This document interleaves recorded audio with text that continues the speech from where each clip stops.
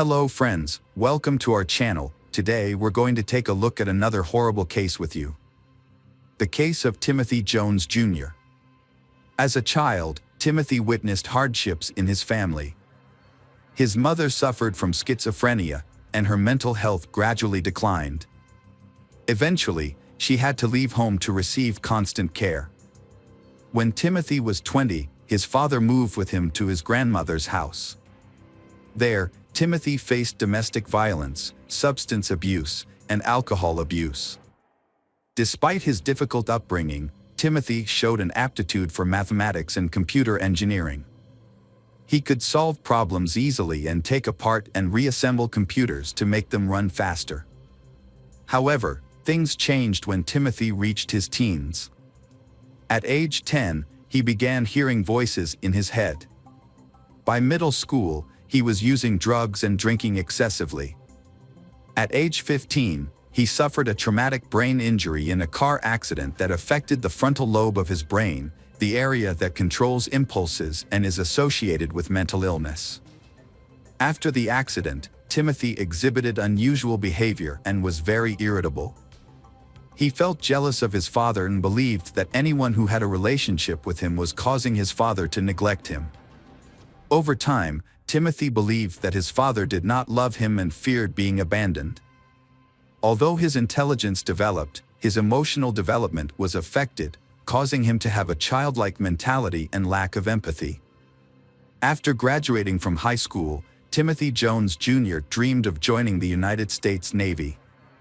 His intelligence helped him to study there, but he lacked athletic ability and discipline. He lasted only a few weeks of training and often cried out of frustration. He had difficulty keeping up with the rigorous requirements, which led to depression and a drug test that revealed substance abuse, resulting in his expulsion. In 2000, Timothy began associating with people involved in bad activities. Police found him in possession of illegal narcotics and writing checks in his father's name. The police forced Timothy's father to control his son or face arrest himself. In 2001, Timothy Jones Jr. was sent to a work camp in an Illinois state prison for a year. When he was released, he seemed to have changed, with religion becoming the main driving force in his life. Timothy met Amber while they were both working at an amusement park in Chicago. After a while, in 2004, he invited her to his church. Within weeks, they decided to marry, in keeping with the church's expectation of immediate marriage. Amber was 19 and Timothy was 22. However, Amber soon learned about the strictness of the church. Women were not allowed to cut their hair, wear pants, wear makeup, or wear jewelry. Additionally, Timothy believed that women should submit to their husbands and bear children. Timothy was very religious and devoted to the church. Although many advised him not to take the Bible literally, he persisted. They soon had 3 children, Mara, Elias, and Nathan, each born a year apart. As their family grew, they moved to Mississippi. There, Timothy graduated with highest honors from State University, earning a degree in computer science and engineering. Timothy Jones Jr. was building a family while working multiple jobs, and his family was extremely proud of him. With a promising future, Tim was truly a talented man, and everything seemed to be going well for him. He had secured a job at Intel as a computer chip manufacturer, which his wife, Amber, saw as an opportunity for a better life. After living in student housing in Mississippi, they dreamed of a larger home to raise their 3 children and even considered hiring a nanny. However, things did not go as planned.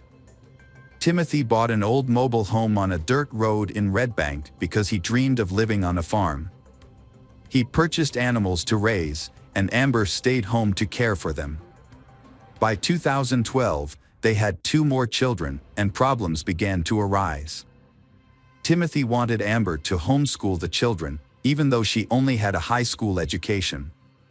Amber felt lonely and isolated, with no family nearby and Timothy's family far away. She felt inferior to her intelligent and educated husband. The tension in Timothy and Amber's marriage increased when Timothy accused Amber of having an affair with a neighbor. Their marriage began to fall apart, and they started to consider divorce. Timothy did not want Amber involved in the children's lives, so he sought the help of a therapist and asked his divorce attorney to declare that he was capable of raising the children alone. Amber, without a lawyer and unsure of what to do, decided that it was best for the children to stay with their father. She felt she had nothing to provide for the children, as she had no job or education. Ultimately, the court decided that Timothy would have primary custody as the sole financial provider, and Amber would be granted regular visitation rights. After leaving her husband and children, Amber faced many difficulties. Meanwhile, Timothy began to lose control and suffer from his failed marriage. He started using drugs and alcohol again and struggled with the voices in his head. He became easily angered over small things.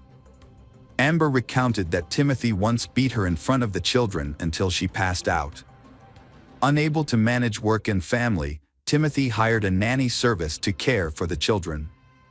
The first two nannies found Timothy's house very clean and noted that he was dedicated and attentive to the children, but their attitudes changed when they learned about Timothy's condition.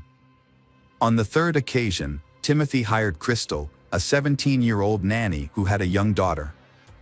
Timothy gradually developed feelings for Crystal, and she soon became his lover.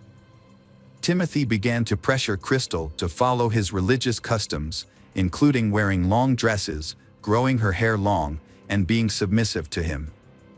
However, when Crystal refused, their relationship deteriorated. Crystal later spoke of how Timothy was too harsh with his children. He forced them to stand on their toes for hours, believing it was good for their weak bodies. Crystal eventually left after witnessing Timothy trying to hit her young daughter. After Crystal left, Timothy hired another nanny. The new nanny noticed a major change in Timothy's home. Once clean, the house was now littered with trash and dirty clothes, and there were even cockroaches. Over time, Timothy became increasingly violent and punished his children daily. He imposed a restricted diet, feeding them only oatmeal throughout the day and limiting them to one meal. In August 2014, the nanny contacted South Carolina Social Services to report conditions at Timothy's home. She described the lack of food and physical abuse the children were subjected to. In fact, the violence was so severe that teachers had reported it to the agency months earlier. The agency had previously required Timothy to sign a non-abuse pledge, but the children came to school with bruises and provided evidence linking them to the violence. On the afternoon of August 28, 2014, Timothy picked up the children. At the time, he was very angry about an electrical problem in the house. Timothy took his anger out on his 6-year-old son, Nathan, and repeatedly made Nathan bend down to pick up sand as punishment. Every time Nathan slowed down, Timothy hit him with a belt. While Nathan was being punished, Amber, Timothy's ex-wife, called to talk to the children. She made several calls until Timothy answered at 7:10.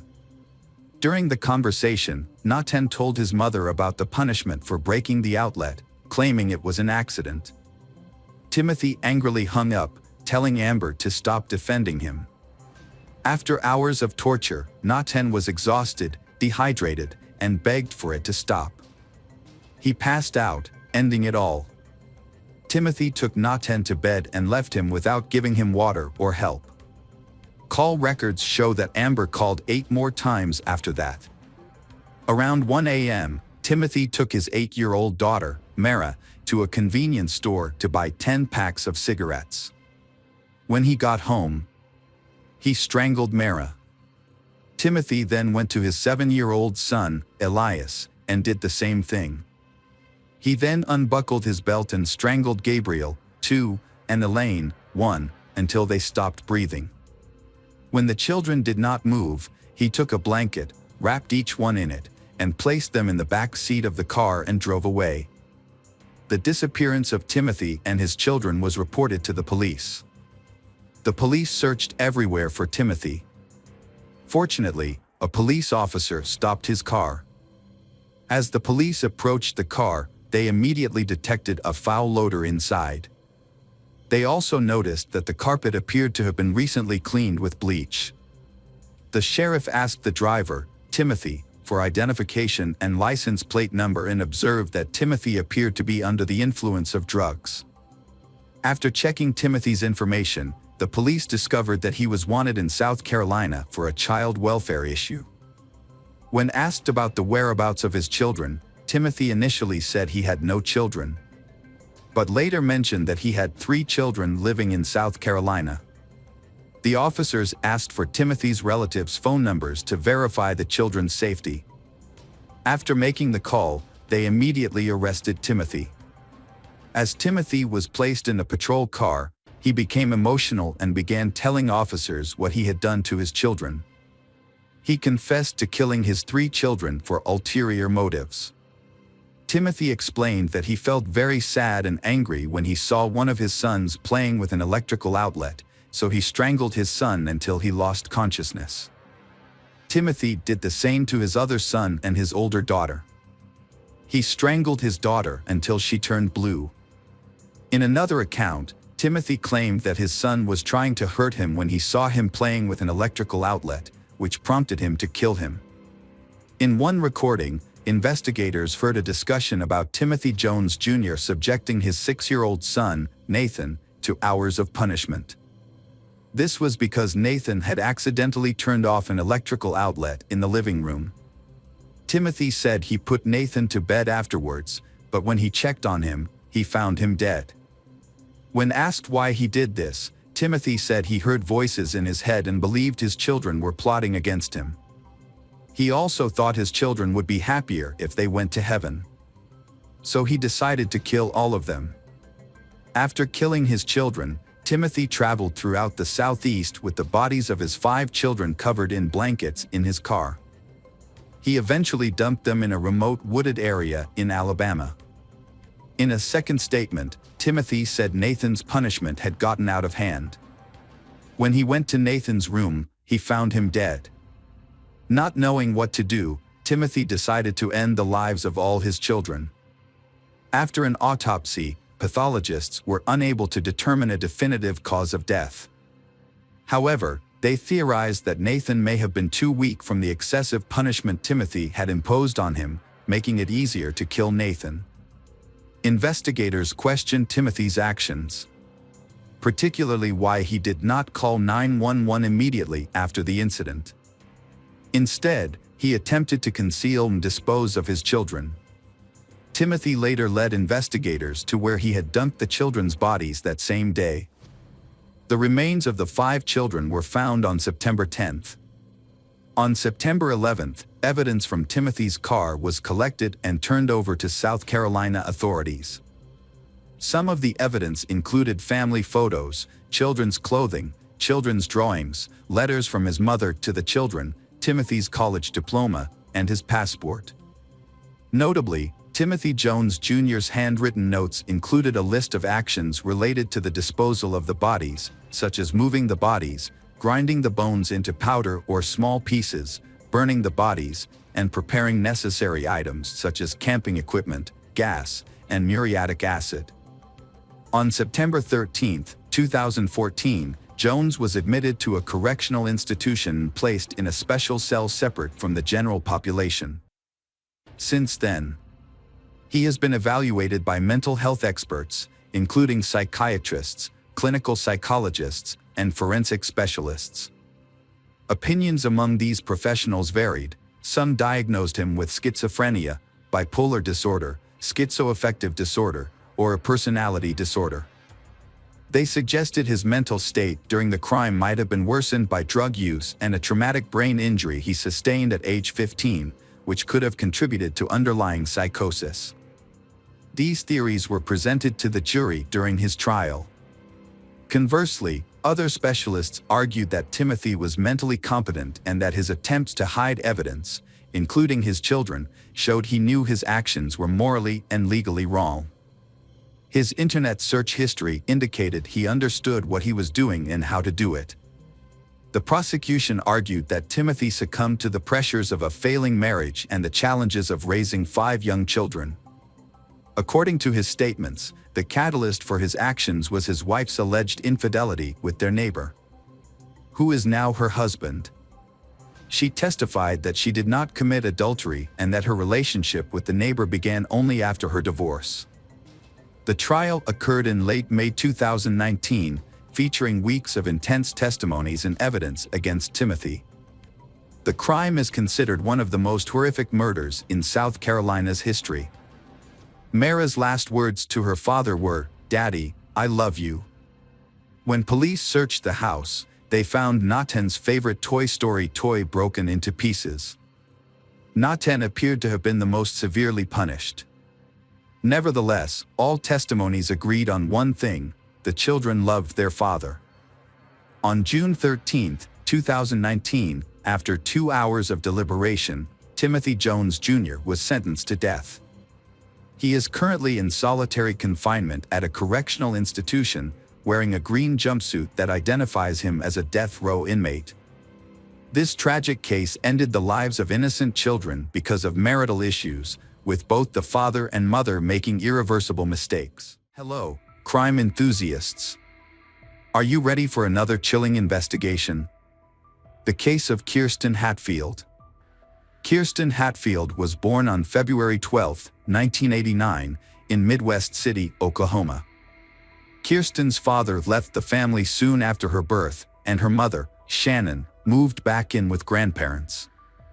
When Kirsten was 2 years old, they moved to their own home. Later, Shannon remarried, but the marriage was short-lived, leaving Shannon to care for her 2 young daughters alone. Kirsten, being the older sibling, took on a lot of responsibility, helping her mother care for her younger sister, Faith. Kirsten and Faith shared a bedroom, while their mother slept in the adjacent room. On May 13, 1997, Shannon put her daughters to bed as usual. Kirsten was 8 years old, and Faith was 3. However, Faith had already fallen asleep, so Shannon only said goodnight to Kirsten and left the door to their room slightly open, as she always did, in case Kirsten or Faith needed her. At around 3 a.m., Shannon was awoken by a noise coming from the girls' room. Thinking one of her daughters was awake, Shannon got out of bed to check on them. As she approached the door, the noise stopped. Assuming her daughters had gone back to sleep, Shannon was about to return to her room when she noticed that the door to their room was now completely closed. This was unusual, as she was certain she had left it slightly open. She wondered if one of them had closed the door or if she had simply forgotten to leave it open. Shannon opened the door slightly to check, but she didn't enter the room before returning to bed.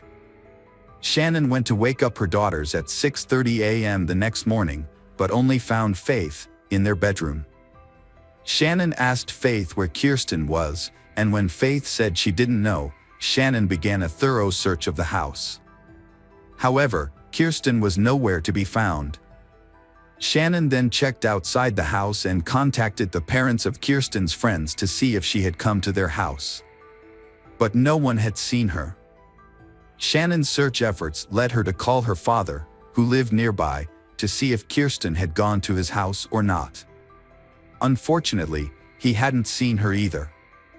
At this point, Shannon realized Kirsten was missing, and her father advised her to call the police. When the police arrived, they initially thought Kirsten might be hiding in the house or had simply wandered off for a walk, given the town's low crime rate. However, upon inspecting Kirsten's room, they found the window slightly open with a few drops of blood on the frame. This raised their suspicions that something more serious had occurred. Further investigation led them to discover a piece of children's underwear stained with blood on the ground outside the window. After confirming with Shannon that the underwear belonged to Kirsten, the police realized they were likely dealing with a kidnapping. More officers were called to the scene to assist with the investigation, which marked the beginning of a more extensive search for Kirsten. The police investigation into Kirsten's disappearance began with a search of the area around the house. During this search, the police spoke with Kirsten's mother, who reported hearing a noise at 3 a.m. and now realized that it may have been the sound of her daughter being taken. Despite the search, nothing suspicious was found, and the police began canvassing the neighborhood, speaking with all the residents. Unfortunately, none of the neighbors reported seeing or hearing anything unusual on the night of the abduction. However, one neighbor did mention being woken up by a barking dog around 3 a.m., which coincided with the time of the abduction. With no solid leads, investigators turned to a child psychologist to interview Faith, who was only 3 years old. Despite her young age, Faith was able to share what she had witnessed, but her statement was limited to a single phrase: "A bad person came and took my sister." This confirmed that Kirsten had not left the house voluntarily, but unfortunately, it did not provide any further information about the perpetrator or Kirsten's whereabouts. Detectives had to restart the investigation practically from scratch. Their initial suspicion leaned towards someone who knew Kirsten well, as it seemed unlikely that a stranger could abduct her from her own room without a sound. Working on this theory, police discovered that Kirsten's mother, Shannon, had a history of drug-related problems. The detectives considered the possibility that the abduction might be related to this. Perhaps the mother owed money to some people in the criminal underworld, and they decided to take her daughter as payment. The police did not rule out the mother willingly handing over her daughter. This would explain why the abduction happened almost silently. The investigation into Kirsten's disappearance continued, with detectives initially speaking to Shannon, her mother. Shannon denied any involvement, claiming to have been clean from substance abuse for some time and insisting she would never harm her daughter. Although detectives were not convinced of Shannon's innocence, they could not find any evidence to prove her involvement. The police then turned to the public for help, using the media to ask for any information that might be relevant to the case. In response, they received hundreds of calls, but most of the calls were fruitless. However, one clue provided a promising lead. A woman reported her boyfriend's suspicious behavior, including aggressive outbursts and a disturbing threat he made during an argument. The police investigated the man and discovered that he knew Shannon's brother, which meant Kirsten might have known him too. Additionally, the man had a history of drug use and assault, and he had previously been familiar with the Hatfield family home. Despite this, the investigation ultimately found that the man had a solid alibi for the time Kirsten went missing. Multiple witnesses confirmed that he was at a bar until around 4 a.m. on the night of the disappearance, making it impossible for him to have abducted Kirsten. Detectives pursued multiple leads, but each one led to a dead end. As time passed, the hope of finding Kirsten alive began to fade. Kirsten's mother, Shannon, refused to give up. She took matters into her own hands, determined to find her daughter. She gave interviews to local media outlets, distributed flyers, and even investigated potential suspects on her own. However, Shannon faced numerous obstacles. Many local businesses refused to display Kirsten's flyers, citing company policies.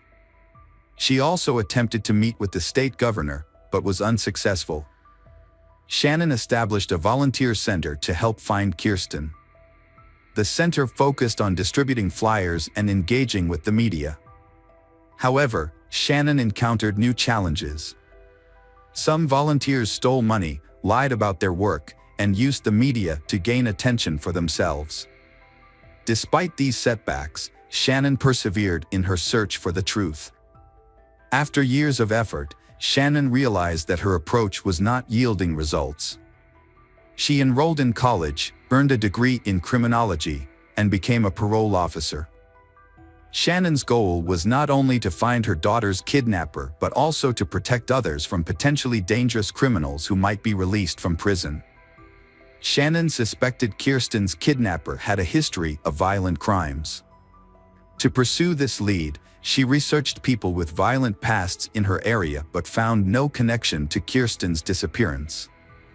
Despite her efforts, she eventually had to accept that Kirsten might have passed away and might not return.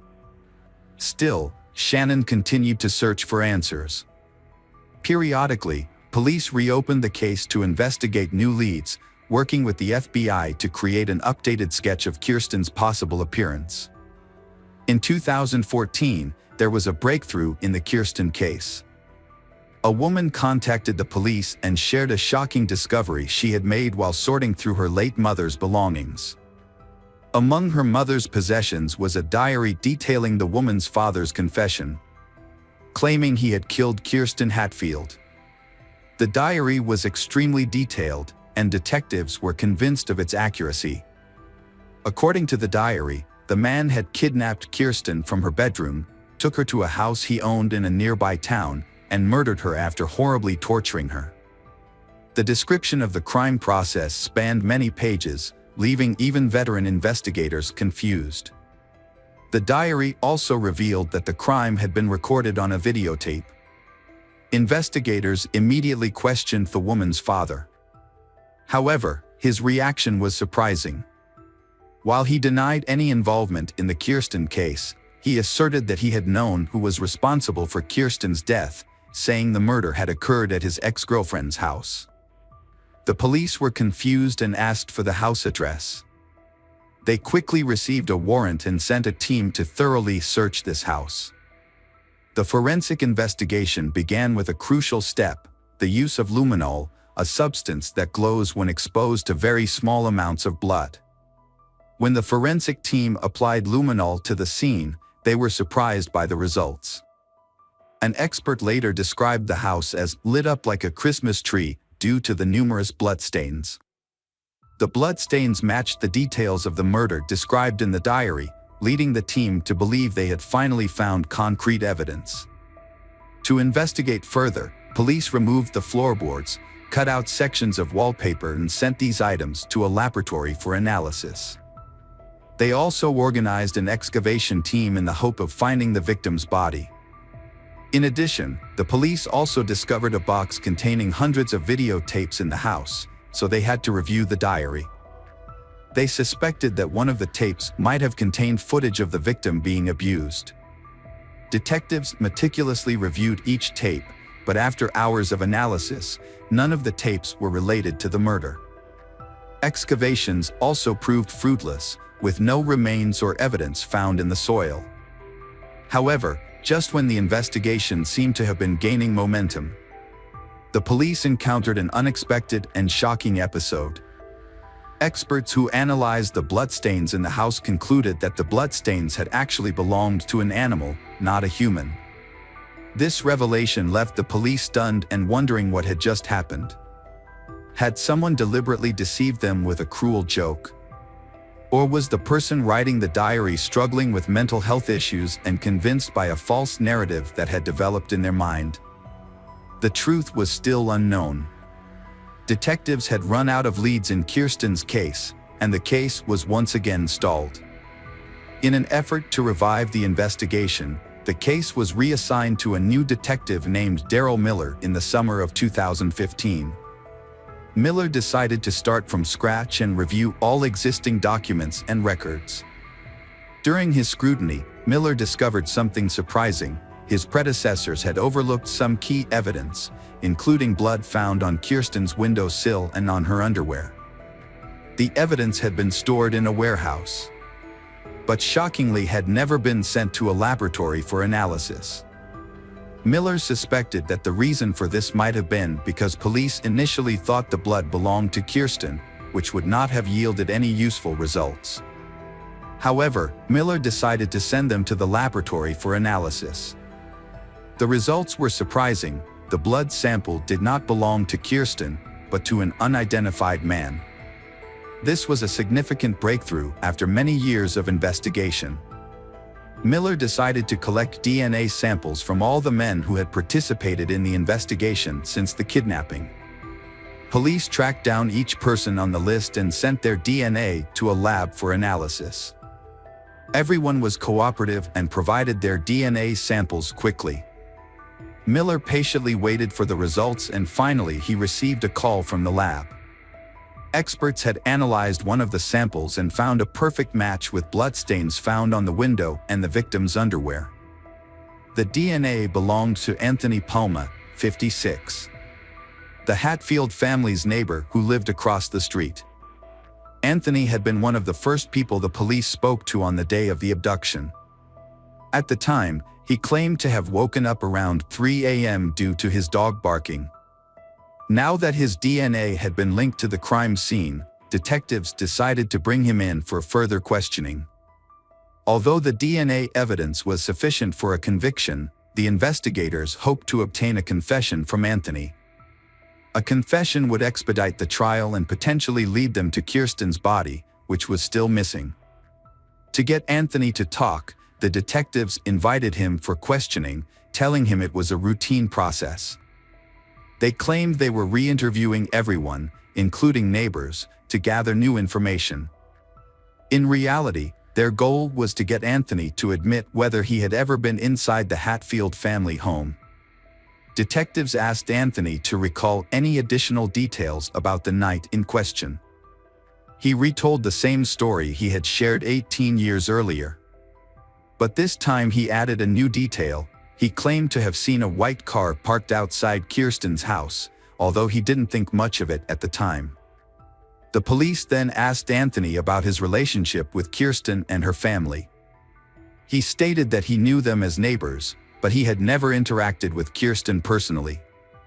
He maintained that he got along well with the other neighborhood children, who would often ask him for help fixing their bikes or visit him for candy. This conversation became a critical point in the investigation, as the police had discovered Anthony's blood on the windowsill of Kirsten's bedroom. When they asked if he had ever entered the house, Anthony claimed he had not. This statement raised suspicions, as the presence of his blood suggested otherwise. The detectives faced a challenge. Anthony's blood was fresh, suggesting it had been left recently, but he had had a visit to the house when it belonged to a friend. The investigators decided to move forward with the interrogation.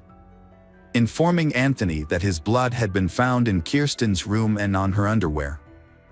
Anthony repeatedly denied ever entering the house, despite the evidence to the contrary.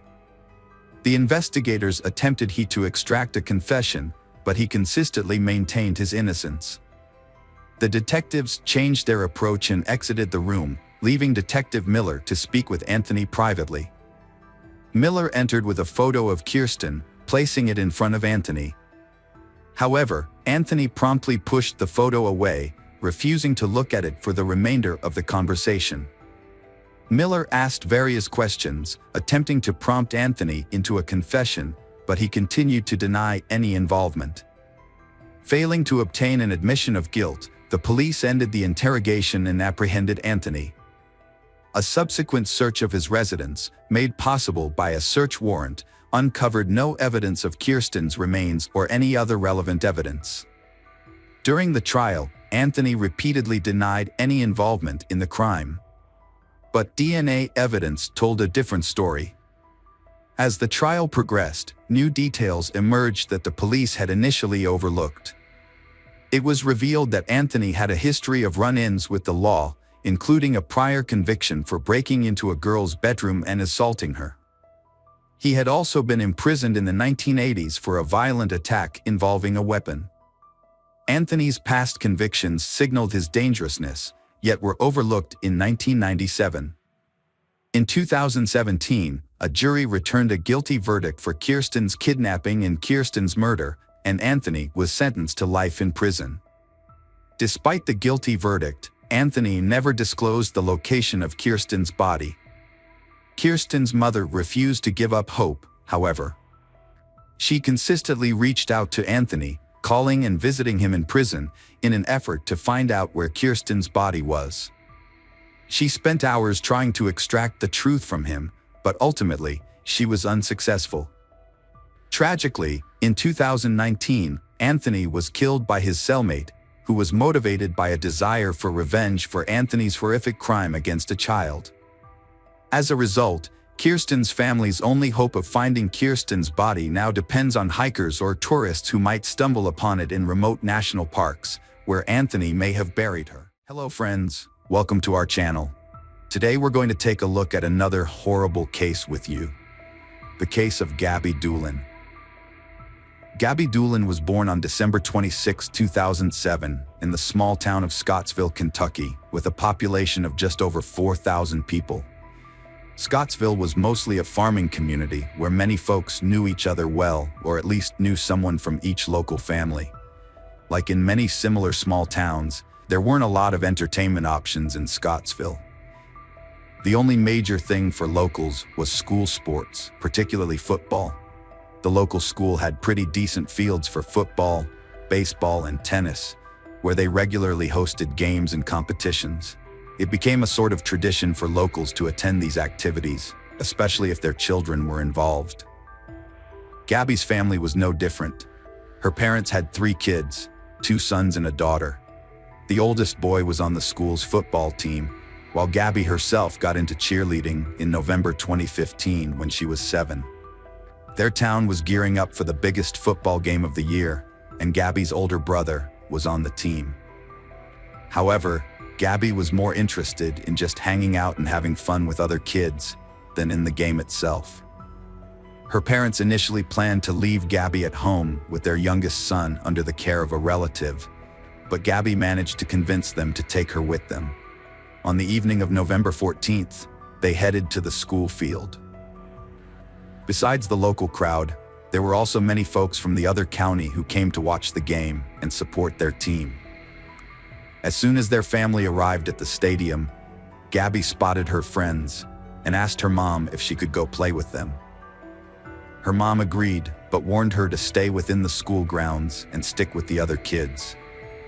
After that, her mom went to the bleachers and Gabby ran off to her friends. From then on, Gabby dashed back and forth to her mom a few times before going off to play again. At some point, she also came to her dad, who was in an announcement room, and Gabby asked him for some money to buy some snacks at the concession stand before darting away. Sometime later, Gabby's friends ran up to her mom in the bleachers. She glanced at the group and immediately noticed her daughter wasn't among them. The girls asked if she had seen Gabby, and they seemed visibly worried. The woman replied that she hadn't seen her for quite a while. She then asked what was going on, and the girls explained they had decided to play hide and seek. Gabby was supposed to find them, and they hid in the restroom, but time passed, and Gabby never found them. Thinking they had won, the girls left their hiding spot and went to look for her, but Gabby was nowhere to be found. They called her name, checked all the places they had been playing before, but their friend seemed to have vanished into thin air.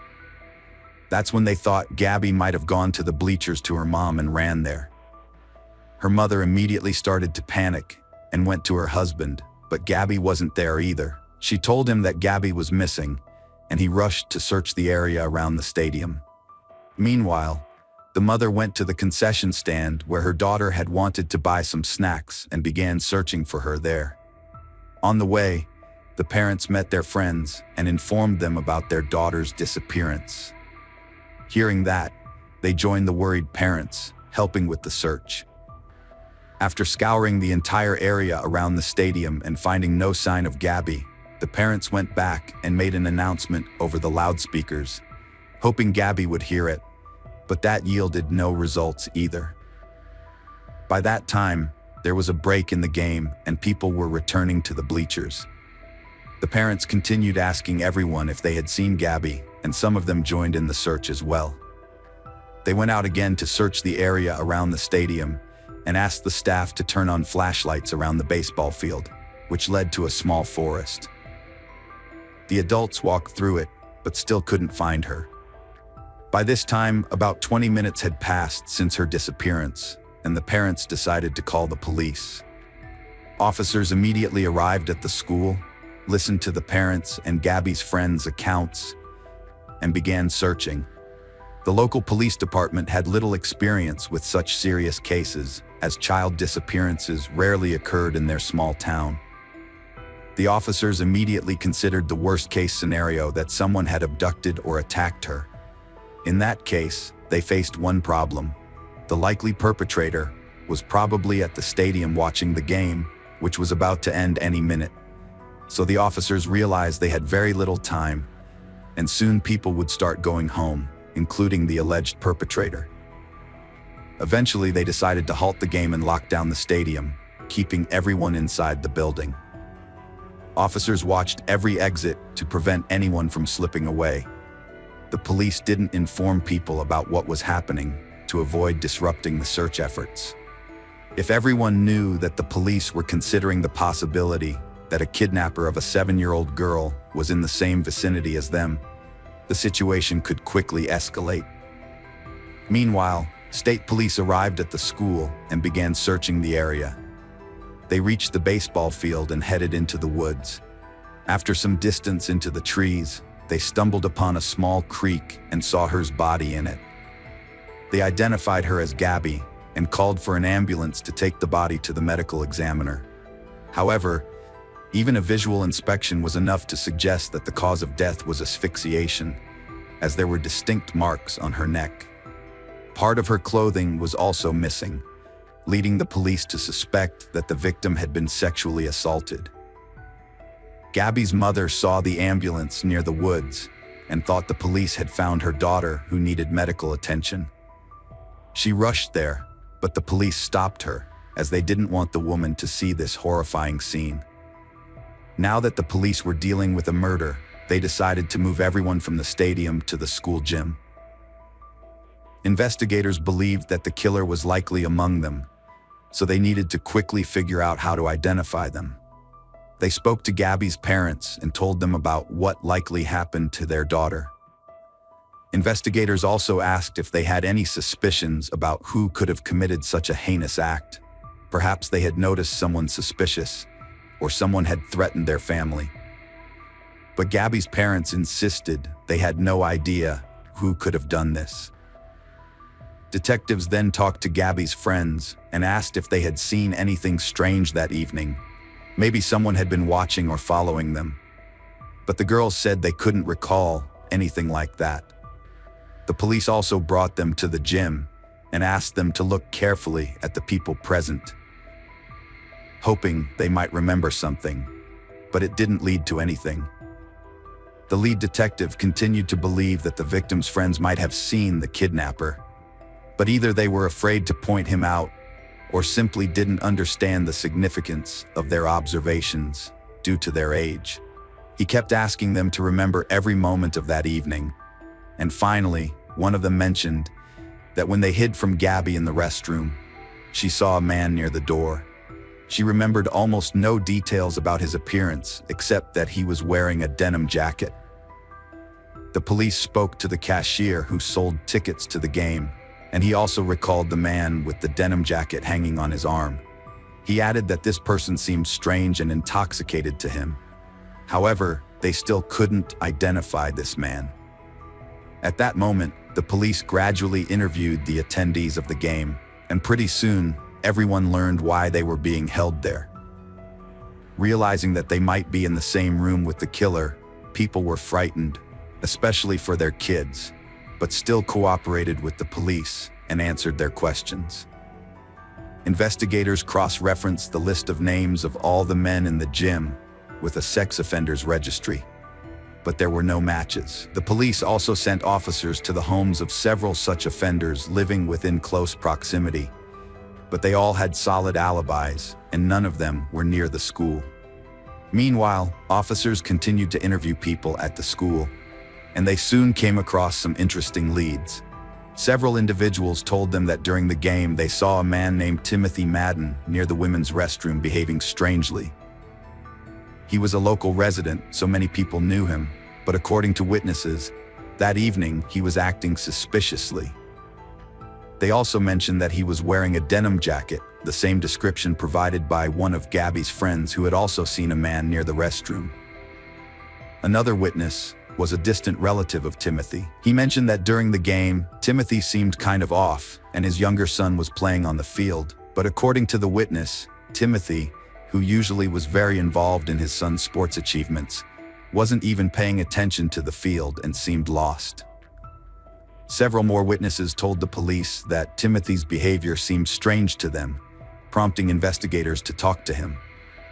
It was already nighttime, and they had to release almost everyone from the school. They decided to visit him, but first asked the local sheriff what he thought about Timothy. The sheriff said that he had known him practically all his life and highly doubted that he was capable of such a crime. Timothy had almost no criminal record except for some traffic fines, and he had never been involved in any suspicious situations before. Timothy lived with his wife and 5 children, and the police decided to go talk to him immediately. When they knocked on his door, Timothy opened it, and the officers asked if he knew why they were there. He replied that he had heard about her murder, but had nothing to do with it. Detectives then decided to try one trick and asked him a loaded question. They asked whether he had any explanation for several videos provided by eyewitnesses, showing him talking to Gabby shortly before her murder.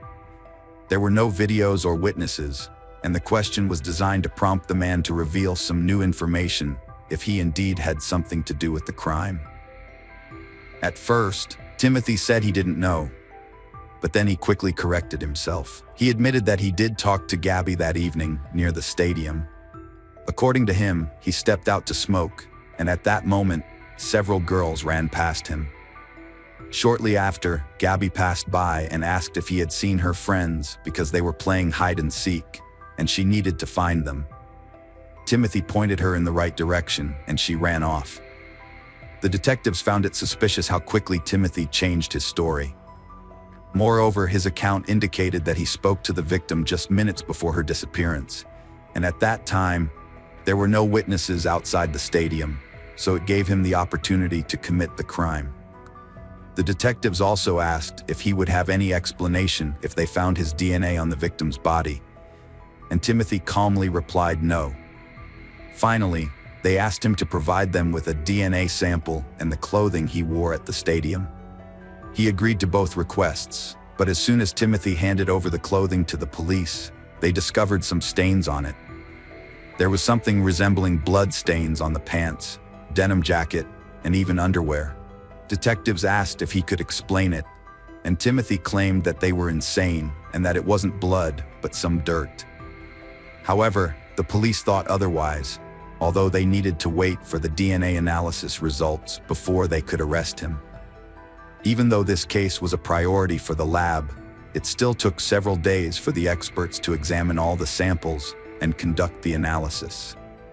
The forensic pathologist soon finished examining the body and confirmed that Gabby's cause of death was manual strangulation. He also confirmed that the victim had been brutally assaulted and extracted a biological sample of the perpetrator, which was sent to the laboratory the day after the murder. Something unexpected happened. The police received an anonymous letter from someone who reported a suspicious individual present at the game. The author wrote down the model of his car and even the license plate, which allowed the investigators to quickly identify the owner of the vehicle. It turned out to be a student living half an hour's drive from Scottsville. The police went there and began questioning him, but the guy claimed he hadn't been to any game and hadn't even heard of the murder. He added that he was at work that evening, and the police found undoubtful confirmation of his alibi. He was crossed off the list of suspects, but the author of the letter was never found. Perhaps someone decided to frame him or play a cruel prank, but the guy was truly innocent. The police soon received another lead. Several people reported strange behavior by a local 16-year-old boy. He told different people that he had been at the game, but then claimed he hadn't attended it. The young man also mentioned seeing girls playing hide and seek. Detectives found out that this boy was Timothy Madden's son, but that wasn't the most surprising revelation. They learned that just 2 weeks before the murder, the boy had become angry with his father and held a knife to his throat, threatening to kill him. Knowing this information, the police headed to speak with him. But there was a problem. They needed the presence of the minor's parents, and his mother refused to provide a DNA sample, leaving the police empty-handed. In Scottsville, a small town where everyone knew each other, rumors spread like wildfire. People heard that the police were looking into the Madden family regarding Gabby's murder, sparking various theories. Some thought one of Madden's troubled older sons could be responsible, while others suspected Madden himself or thought he might be covering for his sons.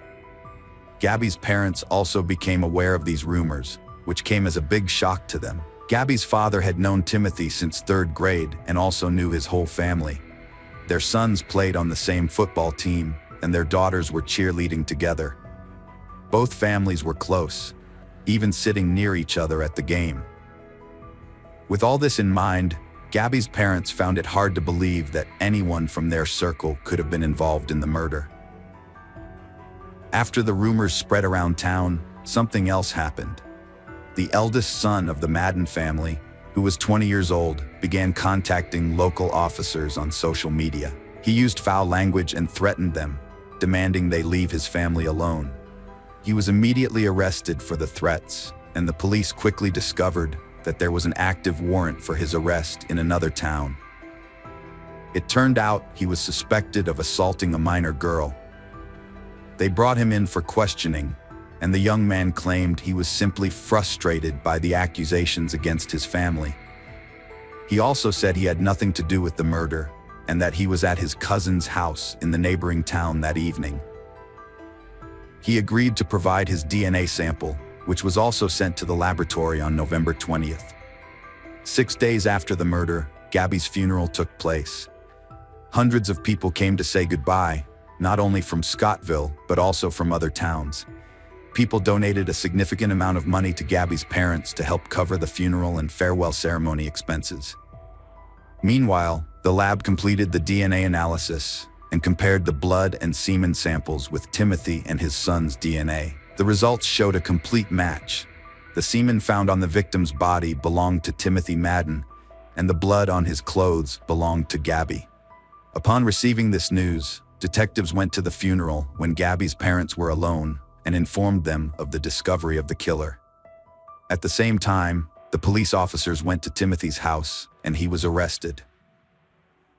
As he was being transported from the police station, he shouted to the gathered reporters that he was innocent. Later, he claimed that the blood on his clothes was his own, as he had scratched himself passing by a fence, even though initially, he had told the police that it wasn't blood at all but mud. With the DNA match in hand, the investigators took the case to court and the prosecution stated they would seek the death penalty. During the trial preparation, Timothy's lawyer insisted his client was innocent and that the origin of the evidence raised serious questions. He argued that during the supposed murder, Timothy was at the stadium filming the game, even though Timothy himself had told the police he saw Gabby around the same time.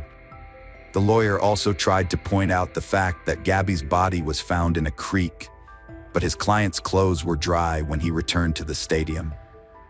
Timothy's mother, who lived with him, stated that Timothy returned home in clean clothes, didn't look troubled, and behaved as usual.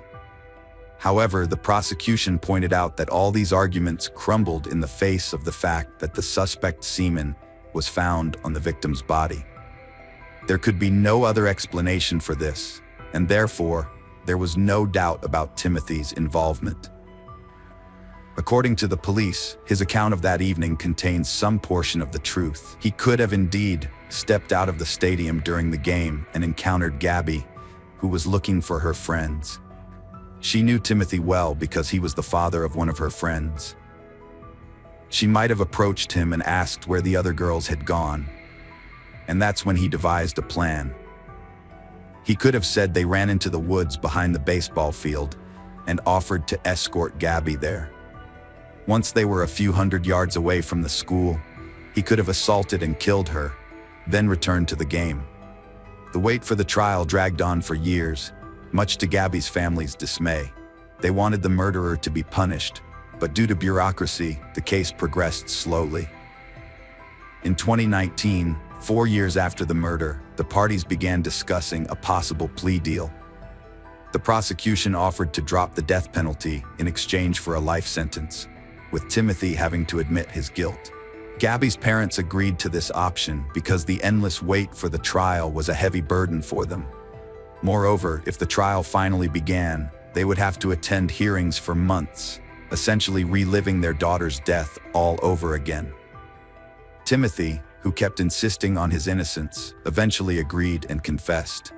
However, the terms of the deal didn't require him to reveal the details of what he did. He just had to admit his guilt. These terms didn't satisfy Gabby's family because they wanted the perpetrator to fully confess to what he had done to their daughter. During the court hearing, Gabby's father started yelling at Timothy, while the defendant's relatives began shouting at Gabby's family. Eventually, the judge had to take a break and separate them. In the end, Timothy received a life sentence and went to serve it in a maximum security prison. But that's not all. In 2016, a year after Gabby's murder, something else happened involving Timothy Madden. A boy from a neighboring state saw a news report about the crime and recognized Timothy. Several years ago, he and his friend were walking near a mall parking lot when an adult man approached them. He tried to convince the boys to get into his car for a ride, but they found the offer extremely strange and ran away from him. The friend's relative contacted the police, and according to the boy who saw the news report, he was no other than Timothy Madden. However, there was no substantial evidence for this case, so it didn't progress any further. Nevertheless, if Timothy had indeed attempted to abduct two boys in another state, it could tell us about his true nature more clearly. Perhaps before Gabby's murder, he had been trying to find other victims but had no success. And on that evening when she approached him near the stadium, he decided to seize the opportunity to satisfy his horrific fantasies. Hello friends, welcome to our channel. Today we're going to take a look at another horrible case with you. The case of Austin Harf. The case of Austin Harf, a handsome, high-achieving youth who turned into a cannibal. Experts say mental disorders can stem from genetics, trauma, substance abuse, or isolation. Harf's case stands out. He suffers from a rare condition where he believes he's transforming into an animal. But some think he feigned insanity to avoid responsibility, as he admitted using drugs for a long time.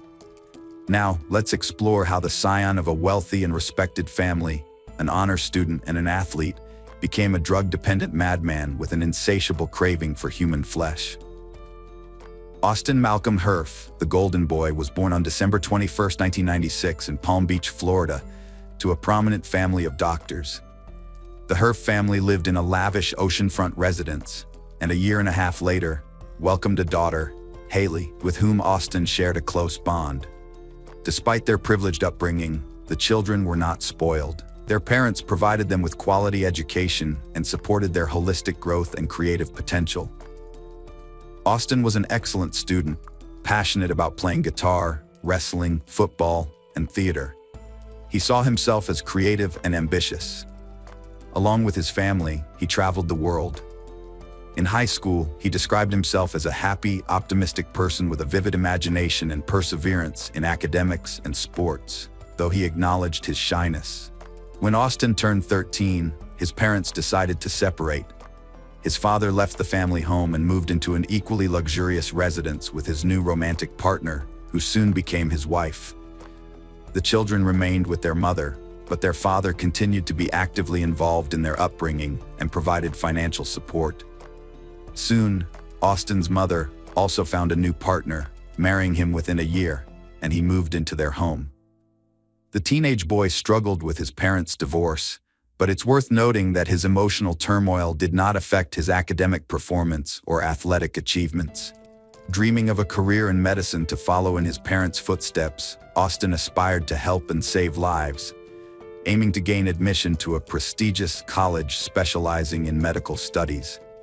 He grew tall, boasted a muscular build, and was quite strong. His charming smile and innocent, open gaze gave him an almost angelic appearance. However, he remained the same shy guy, which hindered his ability to socialize with peers and form romantic relationships with girls. In his personal diary, written during his teenage years, he expressed having almost no friends in school, as all his classmates labeled him a nerd and mocked him. He also expressed hope that everything would change for the better when he went to college, changed his social circle, and moved out of his parents' house. A few months before finishing high school, Austin discovered he had been admitted to the prestigious University of Florida's 4-year medical program. Successful completion of this program would open wide career prospects for him in the future, as well as the opportunity to continue his education at any medical school in the United States. The student was incredibly happy as his dream had come true. Towards the end of August, his parents drove him to the college campus where he was to begin his studies. Opening up in a vlog, Austin embarked on the independent adult life he had eagerly awaited, yet little changed for him. Due to his shyness, he still struggled to connect with his peers. He briefly dated a lovely girl, but they soon parted ways because, as she put it, something about his behavior alarmed her, leading her to end the relationship. In his first year of university, Austin took a serious interest in bodybuilding, spending a lot of time in the gym and achieving impressive results. He developed well-defined muscles that looked very impressive. However, his success was not solely the result of perseverance and hard work. The use of steroids, which he began using regularly, also played a role. He openly shared this in his vlog on YouTube, which he started in the spring of 2016. Austin posted various videos on his channel. Some discussed sports and bodybuilding in particular, while others featured him singing with a guitar, doing cover versions of popular hits, or mimicking famous artists by copying their performance style. Still others were about himself and his philosophical musings on life. Over time, however, his postings became increasingly alarming. He started urging his followers never to use steroids, claiming they could drive a person insane. He also said he had a volatile and unpredictable nature and was confused by his own behavior. Austin began recording videos speaking in different accents, as if they were different personas. At times, he would change the tone of his voice or suddenly burst into tears for no apparent reason. His mood and facial expressions also underwent strange transformations, at times appearing as if he was simply making faces at the camera. Later, experts who reviewed his postings concluded that in each one, he was virtually pleading for help. For him, this blog became the only outlet and a way to express his feelings, as he failed to make any real friends during his studies. Moreover, these video recordings traced how the student gradually lost his sanity, with his behavior becoming more sensational, provocative, and even aggressive. Austin's subscribers suspected he was under the influence of controlled substances while recording his videos. They directly asked him about this in the comments, but he replied that it would be unhealthy and, as an athlete, he would never use drugs. However, his behavior suggested otherwise, and one of the subscribers even speculated that Austin might have a dissociative identity disorder. When Austin returned home for the summer break, his mother and sister, who hadn't seen him in almost a year and hadn't watched his blog online, were literally shocked by the changes in him. During that time, Austin had undergone a significant physical transformation, turning into a veritable mountain of muscle. But that was just the tip of the iceberg. He became odd in every sense, speaking nonsense and claiming he no longer needed sleep. Initially, his family didn't take his words seriously until the night came. Austin declared he would patrol the house, guarding his family's peace from some dark forces, and he indeed kept his promise, wandering around the house until morning.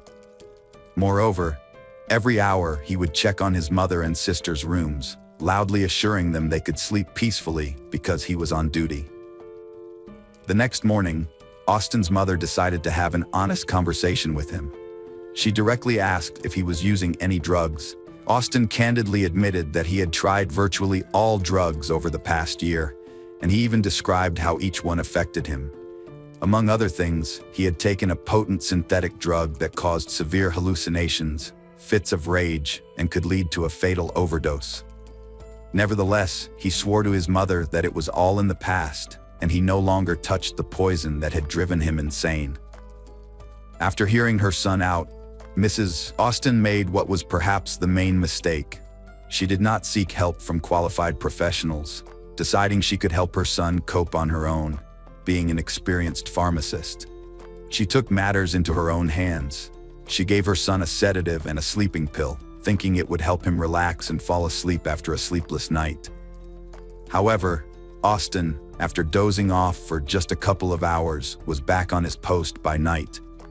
He resumed patrolling the house until morning, informing its inhabitants every hour that all was quiet and there was no need to worry. This went on for several weeks. But the mother still refused to involve psychiatrists or even inform her ex-husband about the situation. Early in the morning of August 13th, Austin knocked on the door of a former classmate who lived a few blocks away.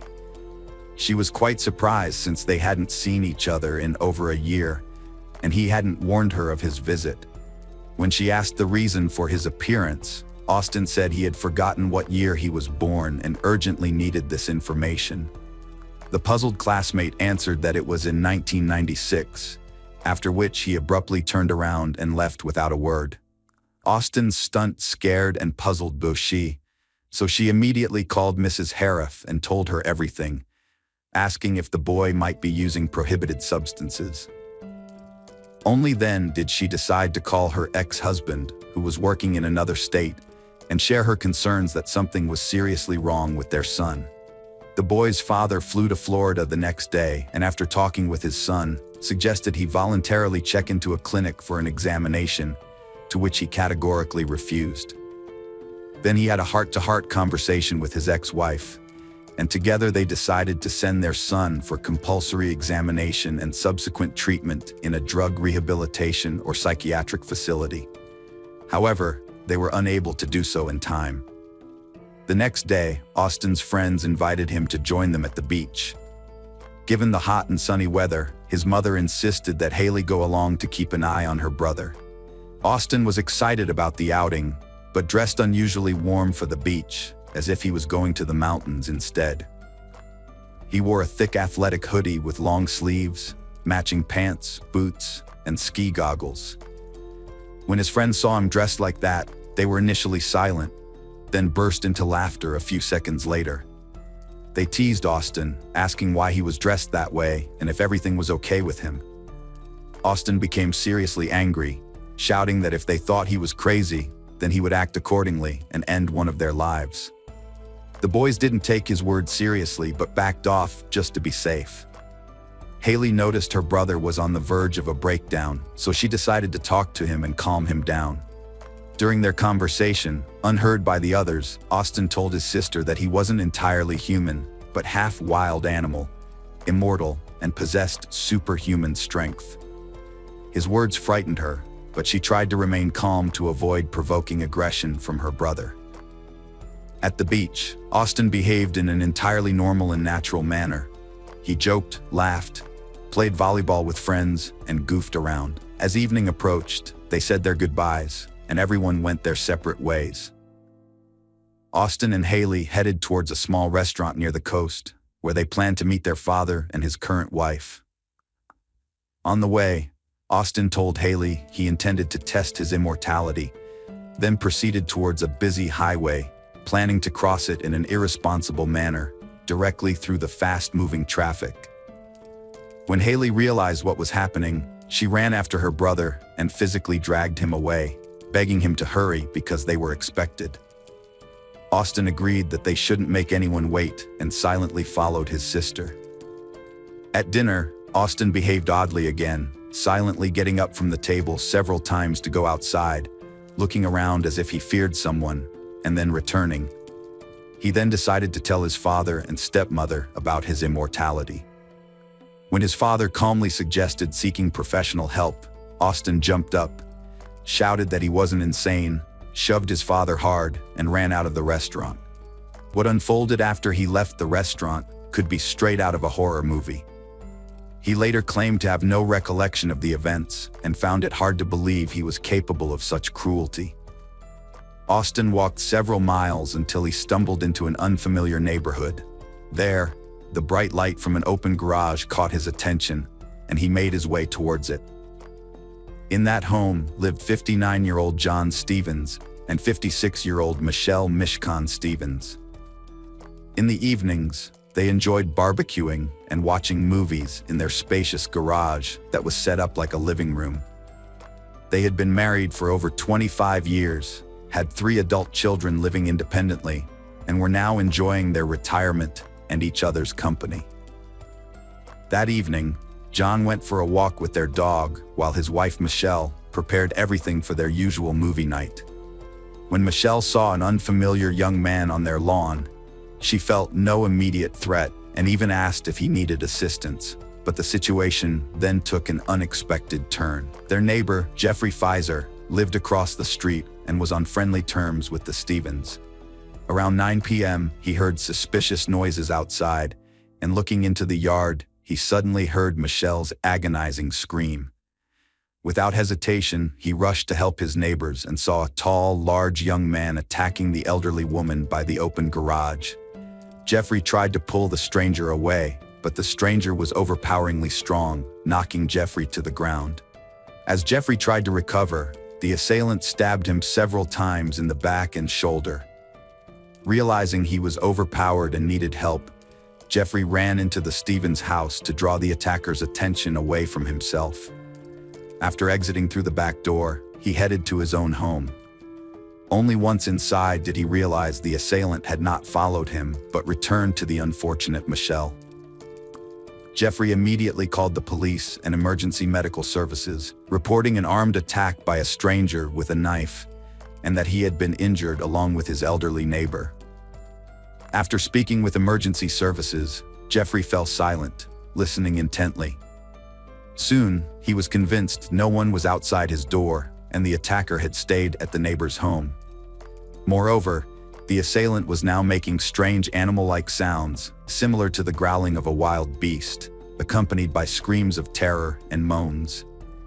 It took the police about 10 minutes to arrive at the scene, but by then, it was tragically too late. The sight that greeted them was horrifying and beyond any logical explanation.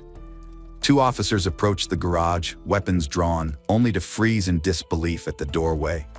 There, in a pool of blood, lay the lifeless body of the homeowner, Michelle Mishkan Stevens. The autopsy later revealed she suffered multiple blunt force traumas to the head and a stab wound to the chest. A bit further in the dim light, 2 more individuals were on the ground, but it took a moment for the officers to process the scene. One man reached out, pleading for help in a strained voice. Above him was another man, seemingly choking him, gripping his neck with one hand and tilting his head back with the other. The officers demanded the attacker release the victim, threatening with their guns, but he showed no reaction. Firing was too risky due to the chance of hitting both individuals. Instead, one officer pulled out a taser, warned he was about to use it, and moved closer. Only then did he see the assailant was not just attacking, but actually biting victim's face, holding his head and neck firmly. The victim, as you might have guessed, was John Stevens. Beneath him spread a vast pool of blood. His left cheek was missing a chunk of flesh, and his lip, nose, and ear were also mutilated and seemingly chewed off. The elderly man was immobilized, barely able to move, silently begging for help.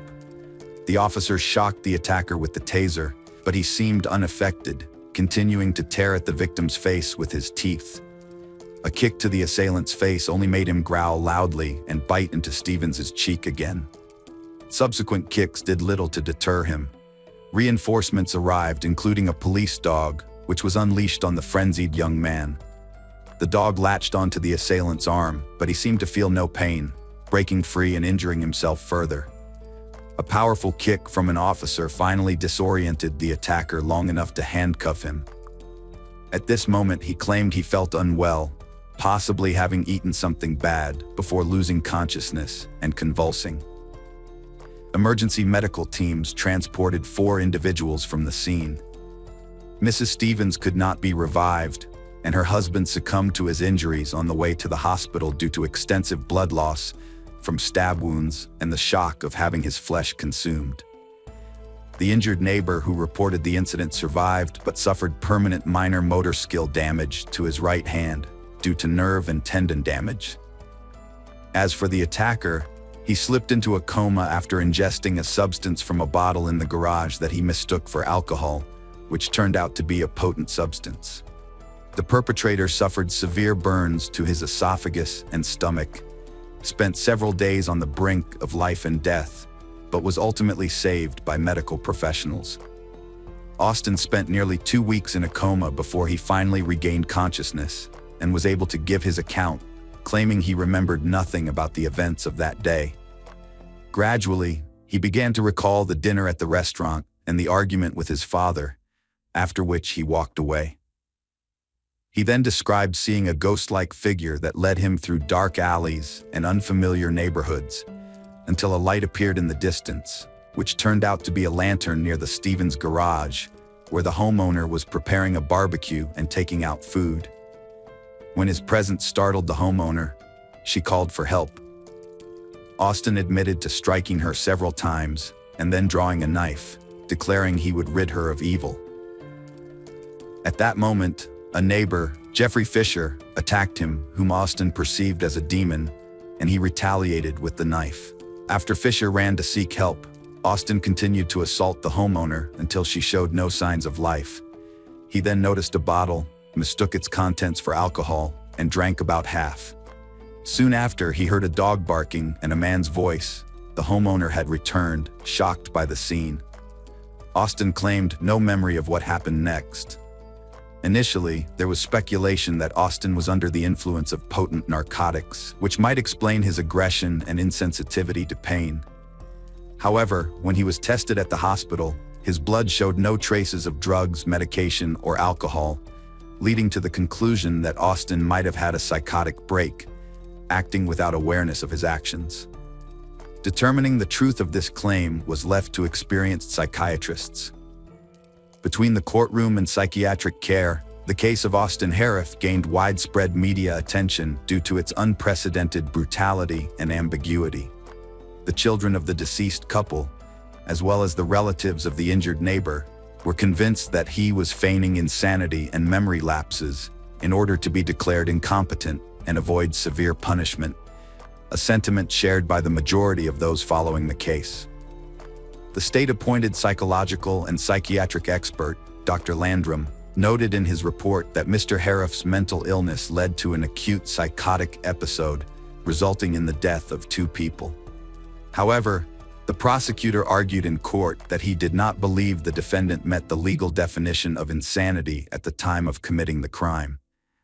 There were suggestions that his mental health had deteriorated due to his experiments with various narcotics, steroid use, and difficulties in socializing with peers, which he had experienced since school. However, at the time of the crime, he was clean, with no traces of illegal substances or alcohol found in his blood, indicating that the reasons for his aggressive behavior lay elsewhere. During one of the court hearings, Austin's father revealed that there was at least one confirmed case of schizophrenia in their family, and he feared that this severe illness had been passed on to his son. It's worth noting that the student was suspected of having a rather rare disorder known as clinical lycanthropy delusion, which could explain why he behaved like a wild beast and was impervious to pain. But none of the psychiatrists examining the defendant confirmed this diagnosis. After treatment, Austin was transferred to jail, but the case remains unresolved to this day. He is still awaiting trial, and his lawyers insist that he is mentally ill. Meanwhile, the relatives of the victim and the injured man have expressed hope in interviews that Harif will be found competent and sentenced to death for his heinous acts. Hello friends, welcome to our channel. Today we're going to take a look at another horrible case with you. The case of Amanda Anderson. In 2010, 19-year-old Amanda Anderson resided with her family in New Chapel Hill, Texas, a small city with a population of less than 1,000 people, approximately 100 miles from Dallas. The events that unfolded in her life shocked not only her family, but also everyone who became aware of the details of this case. The incident instilled fear in the community, causing residents who previously felt safe enough to leave their front doors unlocked at night to change their habit. Amanda Elizabeth Anderson was born on October 10, 1990, in Fridley, Minnesota, to Mark and Stacy Kennedy Anderson. She graduated with honors from Tyler Gospel Chapel School in 2009, At the time of her death, Amanda was employed by Trinity Mother Francis and was a student at Tyler Junior College, where she was majoring in English literature. With a passion for writing, music, and life, Amanda had a bright future ahead of her. Tragically, her life was cut short on September 15, 2010, leaving her family to face the devastating consequences. Amanda was found dead at the family home in New Chapel Hill. Her 15-year-old brother, Nate Anderson, made a 911 call after returning home and discovering a shock. In his conversation with the dispatcher, Nate explained that he had been doing homework but was getting stressed because he couldn't find the answers to his questions. So he decided to take a quick jog in the nearby woods, a routine he followed occasionally. When he returned, he found the garage door had been kicked open. Nate began by searching his own room, then moved on to Amanda's room. It was only afterwards that he stumbled upon his sister's lifeless body lying on the floor. A horrific discovery. When the dispatcher inquired about the front or back door being kicked in, Nate clarified that it was actually the garage door that had been forced open, likely because it was the most commonly used entrance. Nate was crying, and the dispatcher asked him to calm down, explaining that police and his parents were on their way. The dispatcher then asked if Nate had touched anything in the house, and he said no. About 2 minutes into their conversation, Nate explained to the dispatcher how he'd found Amanda, describing a bullet hole and stating his belief that there were a couple of them in her head. When the investigators arrived at the crime scene, Nate recounted the same details he had provided to the dispatcher during the 911 call. He explained that he had returned home to find his door kicked open, and to his horror, discovered his deceased sister. Overwhelmed with grief, Nate was inconsolable, crying almost continuously as he struggled to come to terms with the shocking fact that someone had shot and killed his sister. During the crime scene examination, the criminologist determined that Amanda was seated on her bed in her bedroom when she was shot, causing her to fall to the floor. The absence of a crime weapon and shell casings at the scene suggests that the perpetrator either removed the casings before fleeing or used a revolver, which would not eject casings. Amanda's parents were devastated when they learned what had happened to their daughter. As deeply religious people, they struggled to comprehend how anyone could commit such an act against someone as innocent and kind-hearted as Amanda, who had only recently graduated from high school and was still figuring out her path in life. She was a gentle soul who wished no harm to anyone and had no enemies. Nate's grandparents recalled that his world was shattered the day Amanda died. He was overcome with grief in the police car, sobbing uncontrollably, and they had to extract him and cradle him in their arms. According to them, Nate had an extraordinary love and devotion for his sister, and discovering her in such a distressed state was utterly unbearable. The investigators canvassed the neighborhood where the crime took place, speaking with residents to gather more information about Amanda and her family. Uniformly, those interviewed described the Andersons as a tight-knit and religious family. One neighbor offered his theory about what might have happened to Amanda. According to him, the area was previously quiet and crime-free, but about 2 weeks prior to Amanda's death, a house in the area was robbed. It's possible that the same person was involved in what happened to Amanda, and that they saw Nate Anderson go out for a run. The perpetrator might have then broken into the Andersons' house, and Amanda might have stumbled upon the scene, becoming a witness. This could be why the robber decided to kill her. To determine if Amanda's death was connected to an attempted robbery, the investigators required evidence. When caught by homeowners, robbers will often take drastic measures to prevent them from notifying the police. However, in this instance, nothing was stolen from the Anderson family home. Despite the opportunity, the perpetrator left Amanda's room untouched, with valuables like jewelry and a laptop remaining in place, unaffected by the intruder. Amanda's father, Mark, conducted a thorough search of the house and reported to the investigators that nothing was missing. Given this, the investigators began to question whether they were dealing with a robbery gone wrong. They found it puzzling that an intruder who broke into the house to steal valuables and encountered Amanda would feel the need to shoot her multiple times. This led them to suspect that the motive behind the crime was not robbery. Amanda's room was not the only area the forensics team scrutinized for clues. They conducted a thorough search of the entire house, gathering fingerprints and hair samples in the hopes of finding traces left by someone who didn't live there. Additionally, they collected Nate's clothing as evidence, given that he was the first to discover Amanda's body. Although an initial inspection of Nate's clothes revealed no signs of blood, consistent with his 911 call assertion that he hadn't touched anything, the police still submitted his garments to the lab for analysis, along with other evidence. This was a standard procedure to rule out family members as potential suspects. The investigators requested that Mark Anderson, Amanda's father, reveal all the weapons present in the house. As was common in Texas, the Anderson family possessed an array of guns. Although they weren't enthusiastic hunters, they occasionally practiced shooting. Following Mark Anderson's directions, the police discovered the weapons and confiscated over 10 distinct types of pistols and rifles, as well as multiple revolvers, from the residence. The police initially considered the possibility of criminal gang activity as a potential motive for the crime, but they quickly ruled it out since they had no suspects and the motive remained unclear. Additionally, their informants did not provide any useful leads.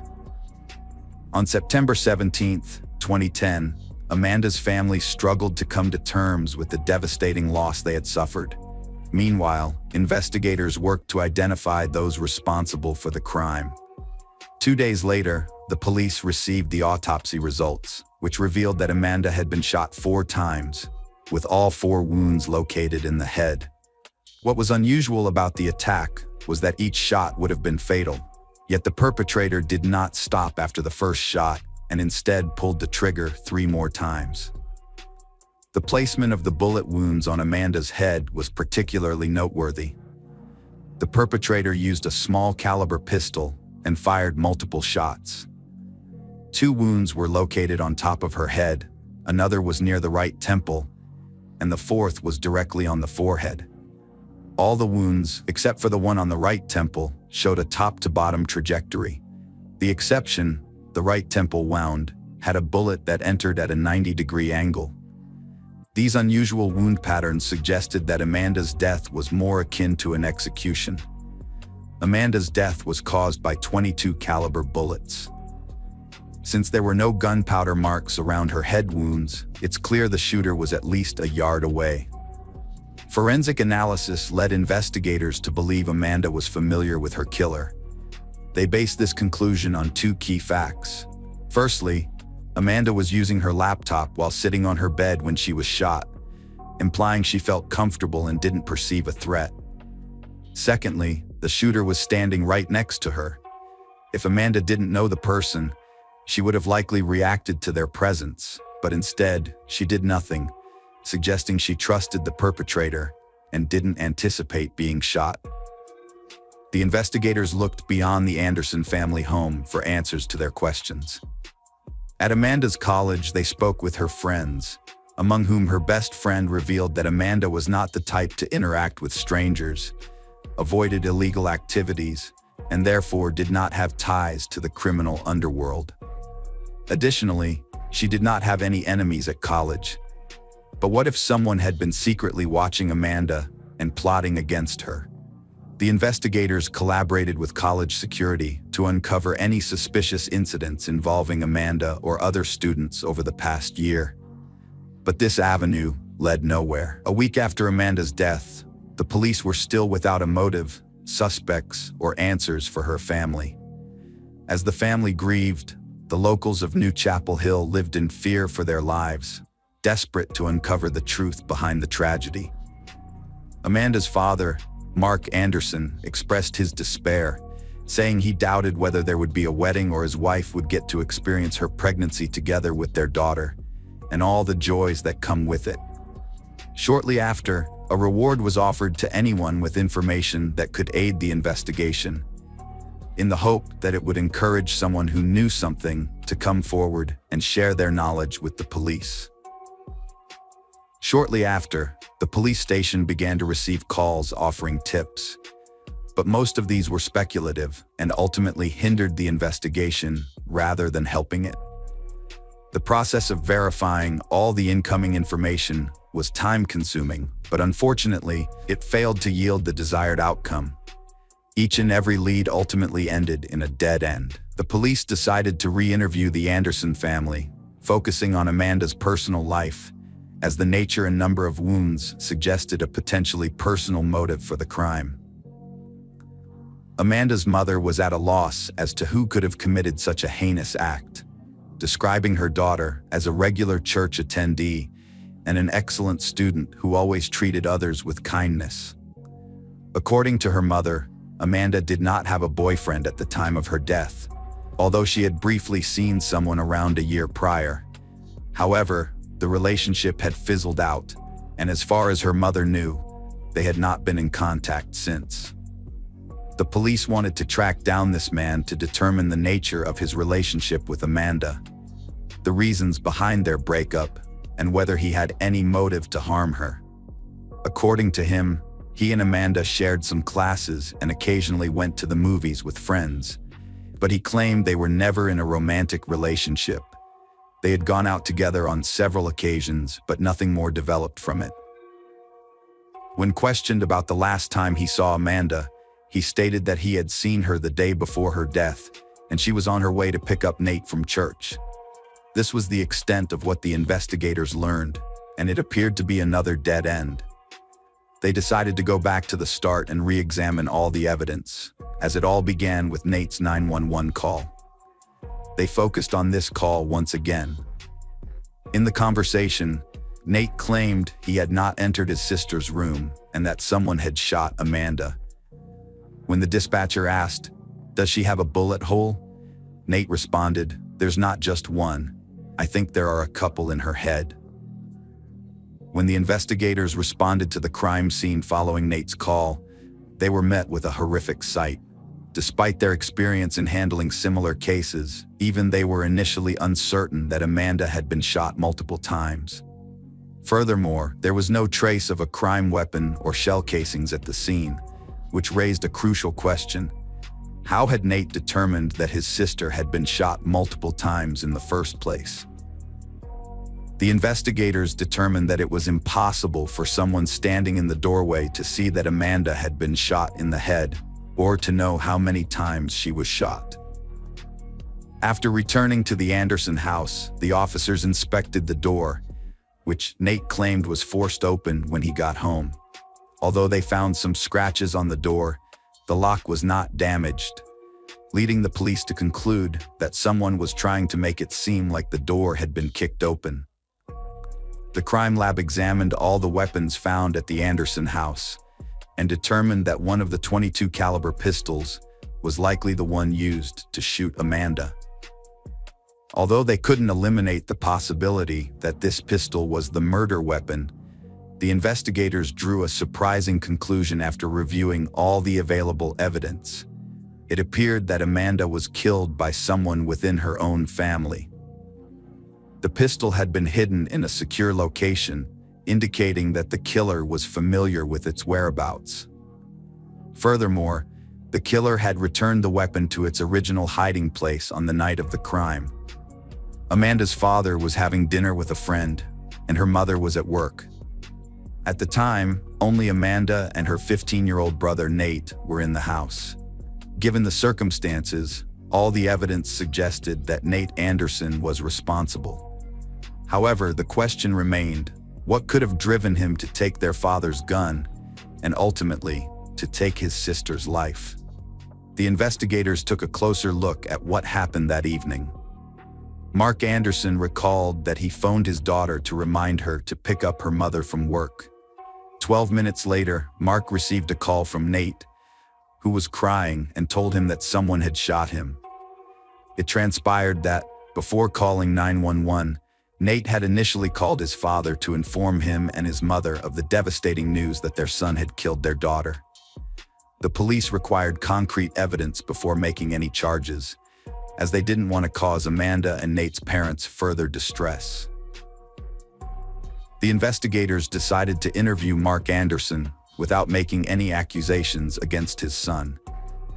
When asked if Nate had recently used the .22 caliber pistol, Mark replied that just a few days before Amanda's death, he had handed the pistol over to Nate and that Nate had fired it in the backyard.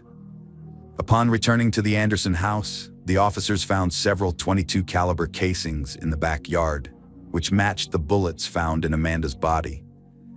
2 weeks after Amanda's death, a crucial discovery was made that eliminated all doubts. The clothing Nate wore on the day he found his sister's body was submitted to a laboratory for luminol testing. The test results revealed the presence of blood stains on his clothes. A leading national blood spatter expert was called in to assist the investigators in Smith County, and together they concluded that Nate Anderson was either present in the room when the shooting took place, or that he himself fired the fatal shots. The test results revealed that Nate's clothes were stained with his sister's blood. Despite being typical siblings, the police were baffled as to what could have driven Nate to shoot Amanda. The investigation aimed to uncover the reason behind this uncharacteristic act of violence. Family photos of Amanda and Nate Anderson depicted a strong bond of friendship and affection, which their parents corroborated, describing their children as a loving Christian brother and sister who always got along. On November 10, 2010, police obtained an arrest warrant for Nate Anderson, which led them to apprehend him at a church. He was accused of murdering his own sister. The news sent shockwaves through the community, with everyone familiar with the case struggling to comprehend how Nate could commit such a heinous crime. The trial commenced on October 24, 2011, marking the beginning of a long and emotionally charged journey for all involved, especially the Anderson family. Despite the evidence presented against the teenager, his family members remained steadfast in their support, adamant that he was innocent of Amanda's murder. Nate was prosecuted as an adult despite an expert's opinion that it would be in his best interest to remain in the juvenile court system. The judge overruled this opinion.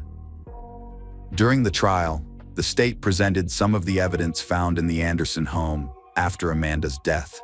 Prosecutors revealed that Nate's computer had a history of accessing adult websites and contained drawings with violent content. Furthermore, a text message on Amanda's phone mentioned shooting Nathan. When her friend asked why, Amanda responded that it was because Nathan would shoot large staples at her head and never assisted with household chores.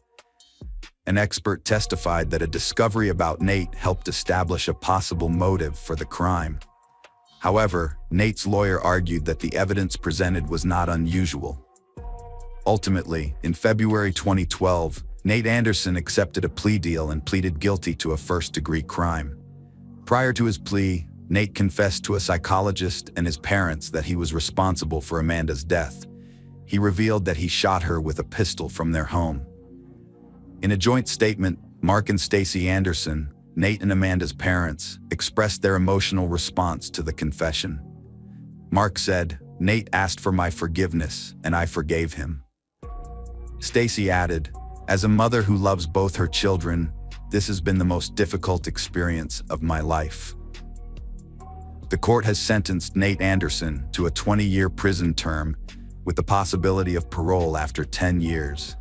According to Nate's attorney, accepting the plea agreement was in his best interest. The attorney stressed that neither Nate nor his family ever wanted the case to go to trial. When asked about the motive behind the crime, Nate's attorney refused to elaborate, saying only that Nate had shown remorse and had received forgiveness. The attorney, Brett Harrison, added that there had been many difficult conversations and tears.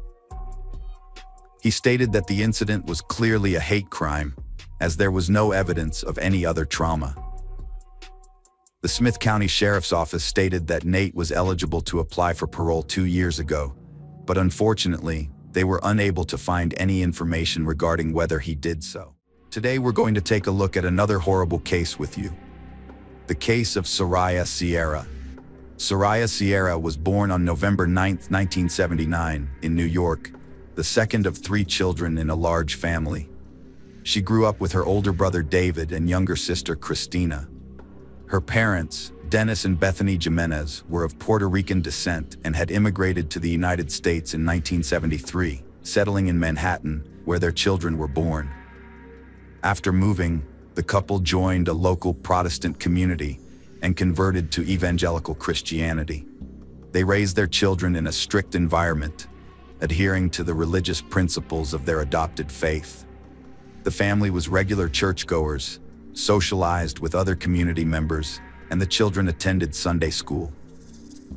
Soraya was an active and creative person who stood out for her strong will and complex personality. Unlike her younger sister Christina, who was quiet, obedient, and modest, Soraya was seen as a rebellious and mischievous individual. However, she still respected her parents and acknowledged their authority. In the Jimenez household, there were strict rules that everyone followed. These rules governed daily routines, everyday moments, and behavioral norms. For instance, the daughters were not allowed to interact with boys, go on dates, or stay out past 9 p.m. All their friendships were monitored, and their parents always knew who they were with and where. As a result, Soraya's life revolved around home, school, and church, and her social circle was limited to people she met in those places. Soraya, active, energetic, socially oriented girl, was bored and cramped within the framework in which she was kept, but her parents were sure that they were doing the right thing for the good of their children. During her school years, Soraya planned to enter a pedagogical university and become a teacher in the field of culture or arts. But closer to the end of her studies, she became interested in psychology and began to think about connecting her future profession with this field of activity. At a religious community meeting, a young woman named Soraya caught the eye of Stephen Sierra, a man 7 years her senior. He was the first to approach her, finding an excuse to chat. Soraya was just 18 at the time, and with her parents' approval, the two started dating. Stephen made a good impression on Dennis and Bethany, who thought he was a decent, polite, and honest suitor for their daughter. Though Soraya wasn't deeply in love with Stephen, she agreed to marry him, largely to gain independence from her parents' household and strict control. Despite having a good relationship with her parents, Soraya yearned for the freedom to make her own choices and shape her own future. Less than a year after they met, Soraya and Stephen got married in February 1999. At the time, Soraya was 19 years old, and Stephen was 26. After the wedding, they moved to Michigan, where Stephen's parents lived. This was a big change for Soraya, who had spent most of her life in her native New York. The new surroundings seemed to invigorate her, and she threw herself into making their new house a home, enjoying new friendships, and exploring the local area. She got a job as a receptionist at a dental office and started thinking about pursuing a college degree. Soraya soon became pregnant and gave birth to 2 children, a boy and a girl. As a result, she had to put her plans to attend university on hold, as she was fully devoted to motherhood and found joy in it. A couple of years later, the Sierra family, now with 2 young children, made another move, this time to sunny California, where they settled in the charming Silver Lake neighborhood of Los Angeles. There, Stephen was offered a job opportunity. However, it soon became clear that his earnings were insufficient to support their lifestyle. After discussing their situation, they decided to return to New York, eventually settling into a modest rented apartment located near the home of the Jimenez family. At that time, the couple, Soraya and her husband, were struggling with serious financial issues. With Soraya staying at home to take care of the children, her husband had to make do with irregular income, which led to periodic debt. However, things started to look up when the children began attending school, and Soraya landed a job at an advertising agency. Around the same time, Stephen found a stable job as a bus driver on one of the city routes. In her late 20s, with the children grown and their lives stable, Soraya revived her long-held plans to pursue higher education. Unlike her earlier interest in pedagogy, she now opted for the psychology faculty at a local university. However, Soraya soon lost enthusiasm for her studies, finding the lengthy lectures dull and uninspiring. She decided to explore alternative fields, seeking a profession that would excite, inspire, and allow her to express herself. Since Soraya was a creative person with a talent for drawing and finding beauty everywhere, she became fascinated with photography. She joined a renowned New York photography community to develop her skills, and it soon became apparent that she had a real gift. Her ability to select the perfect angles and craft harmonious compositions produced stunning, beautiful shots. Even professionals praised her work for its creativity and vision. On the advice of her colleagues, Soraya created a social media page in early 2012, where she began posting her work. It didn't take long for her to gain a massive following, with thousands of users subscribing to her profile and enthusiastically commenting on each piece. In just a few months, she became a star, and her subscriber count continued to grow exponentially. The sudden fame left her feeling dizzy. Soraya felt a strong desire to achieve more and improve her skills, so she proposed organizing a group photo tour to search for unique and breathtaking locations around the world. Soraya Sierra began by taking short trips within her native country, where she developed a specialty in capturing architectural ensembles and historical monuments through her lens. Her photographs garnered great success, which fueled her desire to explore further. She set her sights on Istanbul, one of the world's most ancient and beautiful cities, intent on photographing its iconic landmarks and historical sites. Although her parents were hesitant about her traveling abroad for the first time, Soraya was resolute. They were concerned about her venturing out alone, away from home for an extended period. To alleviate their worries, Soraya agreed to be accompanied by her close friend, Magdalena. However, what her family didn't know was that they were going through a tumultuous time, and Soraya's relationship with her husband was on the brink of collapse. It's possible that her desire to embark on a photography tour on the other side of the world was, in part, a coping mechanism. She yearned to escape her situation, gain a fresh perspective, and reflect on her family's troubles from a distance.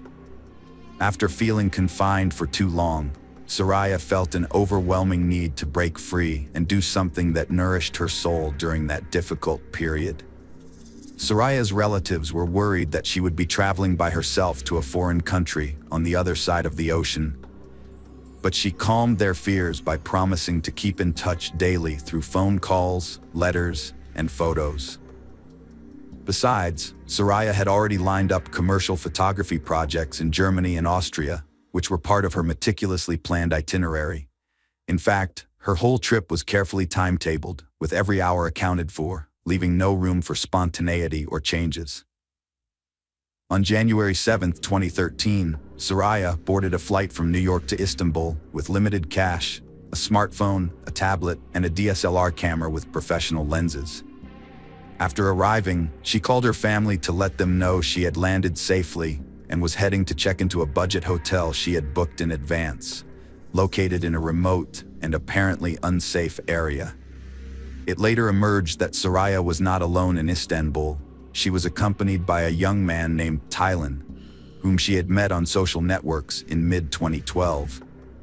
Taylan was the one who had persuaded her to fly to Turkey for several months. During this time, they had been in close contact and had developed a strong bond. Soraya had complete faith in her new friend, and they spent almost every day together, exploring the city's attractions. As a native of Istanbul, Taylan was intimately familiar with the city and organized exciting trips to the most interesting and sometimes unusual places. After Turkey, Soraya traveled to Europe for commercial photo shoots, staying with longtime subscribers to save on hotels. In Vienna, she met a young man who shared her passion for photography and hosted her for 2 days. The trip went as planned, with Soraya visiting each destination and meeting everyone on her schedule. On January 21st, 2013, Soraya finished her photo tour and called her parents and husband to let them know her flight details for New York. As she had never spent so much time away from home before, everyone was relieved her trip was ending. However, before departing, Soraya decided to take a final stroll around the city to capture some last-minute photos for her account. When Soraya's father arrived at the airport to pick her up, she was nowhere to be found among the passengers. Her phone was also unreachable, and all attempts to contact her failed. Concerned, her father approached the airline representatives, who informed him that no passenger by her name was on the flight. Soraya's husband, Stephen, immediately contacted her Istanbul hotel, where he was told that her belongings remained in the room and she hadn't checked out, despite being due to do so the previous day. She was also absent from the hotel for the second day. This news sparked panic among the family, who were left wondering where Soraya was and what to do next. Stephen decided to investigate his wife's accounts, and what he found shocked him: a suspicious correspondence with a man named Tylen. Despite his reservations, Stephen opted to reach out to Tylen directly to get to the bottom of things. Tylen claimed to have seen the missing woman just a day before she was supposed to depart, and surprisingly, she hadn't even bothered to call him beforehand, despite her earlier promise. Soraya's family promptly notified the American embassy in Turkey about the incident, and a large-scale search operation was launched the following day. A special unit was formed to handle the operation. Soraya's husband and parents flew to Istanbul soon after, deciding to personally oversee the search efforts, given the short time that had passed since her disappearance and the high likelihood of finding her alive. The police investigation began by looking into Soraya's social circle and speaking with people who had seen her shortly before she vanished. The hotel staff where she stayed, including her friend Tylen, were questioned. The hotel manager reported that he last saw Soraya the night before she disappeared, when she left with a small bag and a camera.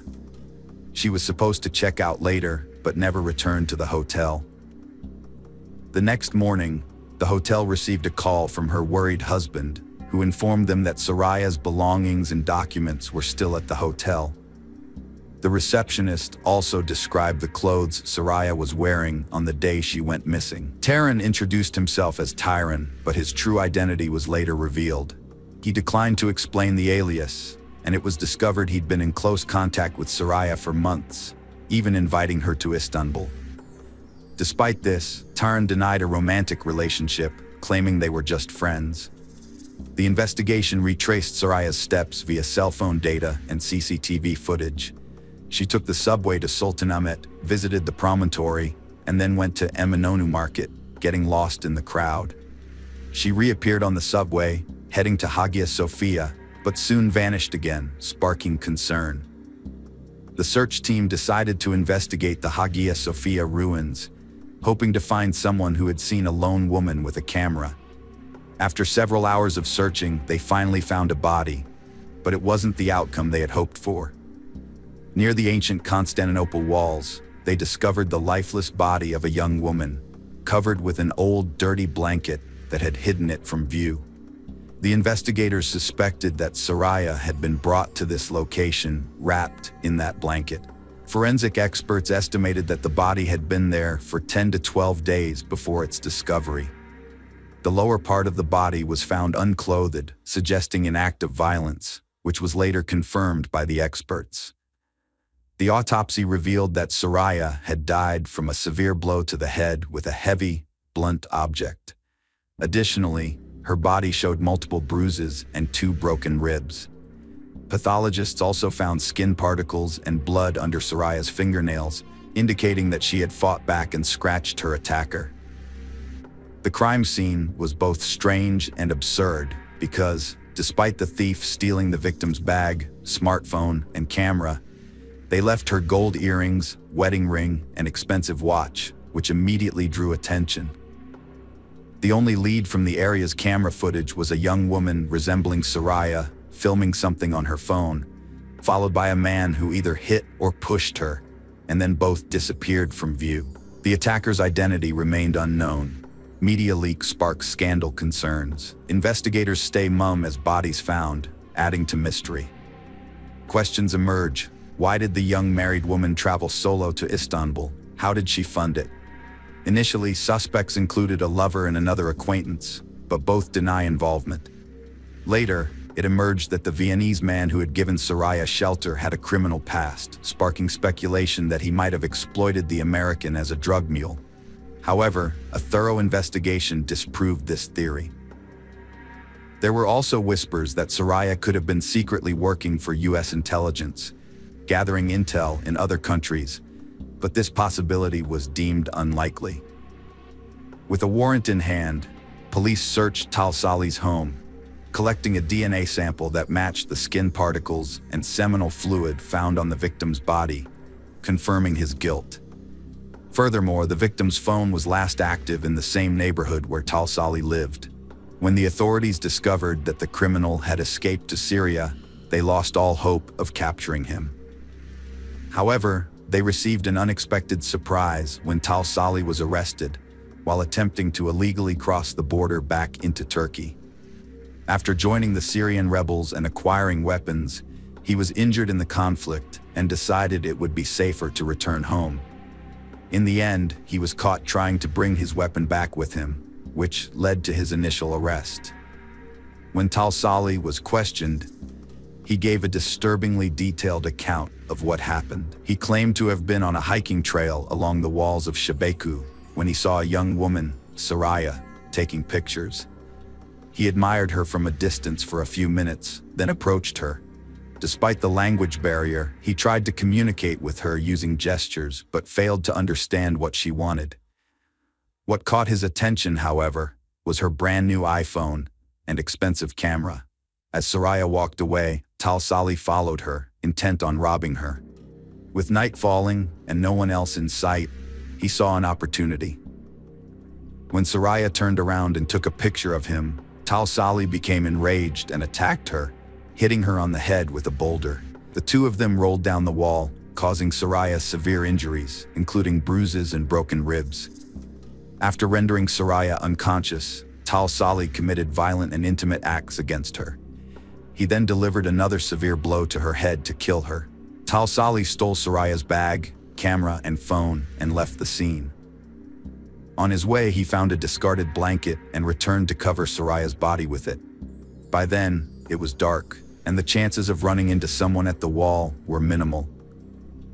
Once he returned, he dragged the body to the side, positioning it so it wouldn't be visible from the nearby hiking path. He then covered it with a blanket and left the scene. During the search for the American woman, the perpetrator surprisingly revisited the crime scene to ensure she was dead and that her body remained where he had left it. When Talsali found out through the news that his victim's body had been discovered, he realized the police would soon be on his tail. So he decided to flee the country, borrowing money from his sister, who had always felt sorry for him. Incidentally, he was unable to benefit from the stolen goods, as the camera was damaged during the fall, and the smartphone was locked with a password he couldn't crack. As a result, he discarded the stolen items, including the signal, when he went on the run. The defendant showed no remorse, and DNA evidence placed him at the crime scene. Skin under the victim's nails, seminal fluid on her body. His phone was last used near his home, and a video recording caught the attack. After all the evidence was presented, the decision was made to conduct a psychiatric examination, driven by the suspicion that Talsali might be insane, given the disturbing nature of his actions, behavior, and the unsettling calmness with which he graphically described the atrocities he had perpetrated. Nevertheless, the experts ultimately concluded that he was of sound mind and fully cognizant of his actions when he attacked his victim in the summer of 2014. Judge Ely delivered the final verdict, finding Talsali guilty on all counts and sentencing him to life imprisonment. Soraya's relatives considered this decision fair and just. Following the necessary expert examinations, the body of the murdered American woman was transported back to her homeland in New York, with all related costs borne by Turkish Airlines. Soraya was laid to rest in a ceremony that respected all religious rites and traditions. Soraya's family created a memorial website in her honor, where they published her previously unseen works. The photos proved to be extremely popular, attracting buyers from all over the world. The money raised from the sale of these pictures was set aside to fund college education for orphaned children. Stephen, Soraya's husband, categorically denied that his family life was in crisis, which could have led Soraya to take that fateful trip. Shortly after, Stephen grew close to a girl from the Christian community who supported him during this difficult time, often visiting his home to help with his children and household chores. Just 2 weeks before the first anniversary of Soraya's funeral, Stephen married his new partner. By the time Tausali was finally sentenced, Stephen was already married and preparing to become a father again. Hello friends, welcome to our channel. Today we're going to take a look at another horrible case with you, the case of Kelsey Smith. Kelsey Smith was born on May 3, 1989, in Overland Park, Kansas. Kelsey was the third of 5 children in a close-knit family. Her parents, Gregory and Missy Smith, raised her alongside her siblings, Steve, Lindsay, Kat, and Zach. Gregory Smith, the family patriarch, was a retired U.S. Navy veteran and had served in the police force for over 20 years. He was enjoying his retirement after a long and dedicated career. Kelsey grew up in a loving family environment, close to all her siblings. Kelsey's mother, Missy Smith, has dedicated her life to health care, working at a local hospital for many years.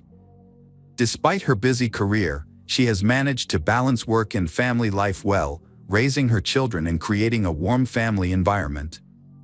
Kelsey has been an active, outgoing, and creative child since she was a child. She enjoyed singing, dancing, and playing musical instruments, which she learned in music school. She was also active in school theater and choir performances. Kelsey is also passionate about sports, especially gymnastics and soccer. She often attends sporting events with her father and brother, cheering on her local team. With a great sense of humor and many talents, Kelsey has left a deep impression on those around her. Her love for animals, which began in childhood, inspired her dream of becoming a veterinarian after college. During her senior year of high school, Kelsey found work at the local symphony orchestra, where she played the clarinet at various city events. Through this job, she set a goal of saving enough money within 6 months to buy her first car, a 1987 Buick Regal. Although her parents were concerned that the car was an older model, they offered to contribute to the cost so that Kelsey could buy a newer car from the family budget. However, Kelsey was determined to buy her first car herself, using only her own savings, so she turned down their offer. The Kelsey family prioritized providing their children with a well-rounded education, focusing on education and personal development. They also instilled in their children a strong sense of discipline. The family had clear rules that everyone followed without exception, including sharing their plans and notifying each other if they would be out late. Kelsey demonstrates her adherence to these rules by being punctual, sharing her whereabouts with her parents, and informing them of her social activities. During her senior year, Kelsey began a romantic relationship with John Beer Smith. She describes it as deeply in love and like the relationships depicted in books or movies. They celebrated New Year's 2007 together and have been virtually inseparable ever since. John, who is 1 year older than her, appears to be a responsible and caring partner who treats Kelsey with respect. Both sets of parents approve of their relationship. In May 2007, Kelsey turned 18, graduated from high school, and was accepted into a prestigious university in Kansas to study veterinary medicine. This was one of the happiest times of her life. However, these happy days did not last long. Kelsey attended parties with her classmates to celebrate the end of high school and enjoyed spending time with John. At this point, Kelsey had achieved everything she wanted, got into her dream college, and was in a fulfilling relationship with a wonderful partner who was planning to propose. Her life was bright and happy. However, her disappearance from a shopping mall parking lot on June 2, 2007 changed everything.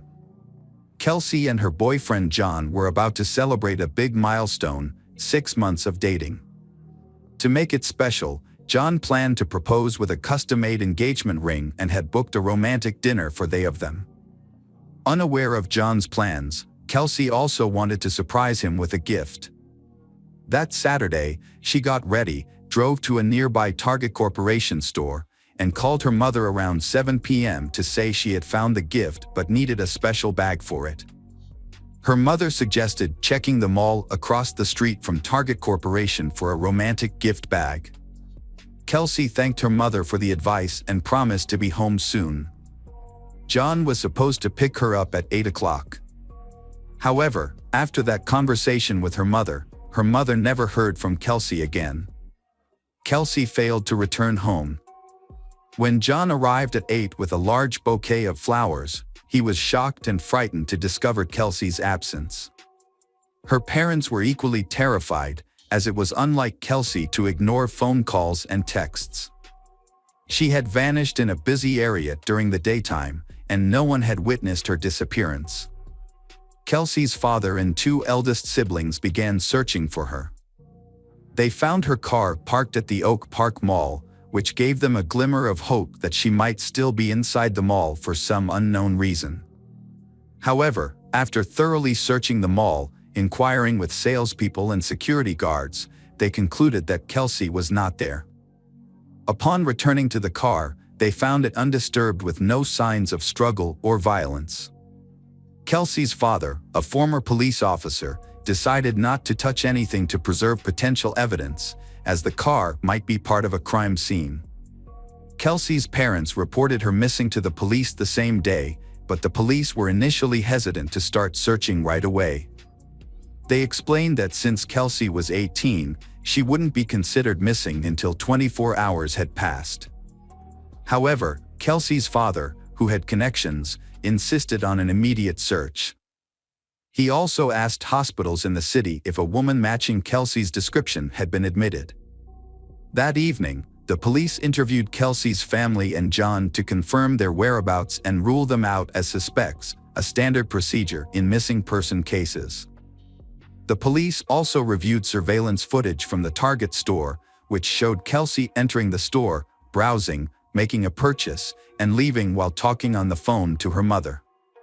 She was asking her mother about a gift bag and then drove to the Oak Park Mall across the street, as her mother suggested. Kelsey parked her car near the side entrance of the mall, close to the wall. Her car was inspected by experts and appeared to be untouched from the outside. The gift for John was on the passenger seat, and her backpack with personal items, including a tablet and wallet with $300 in cash, was in the back. Since everything was still inside, robbery was quickly ruled out as a motive. It appears Kelsey only left with her credit cards and phone, as everything else was still in the car.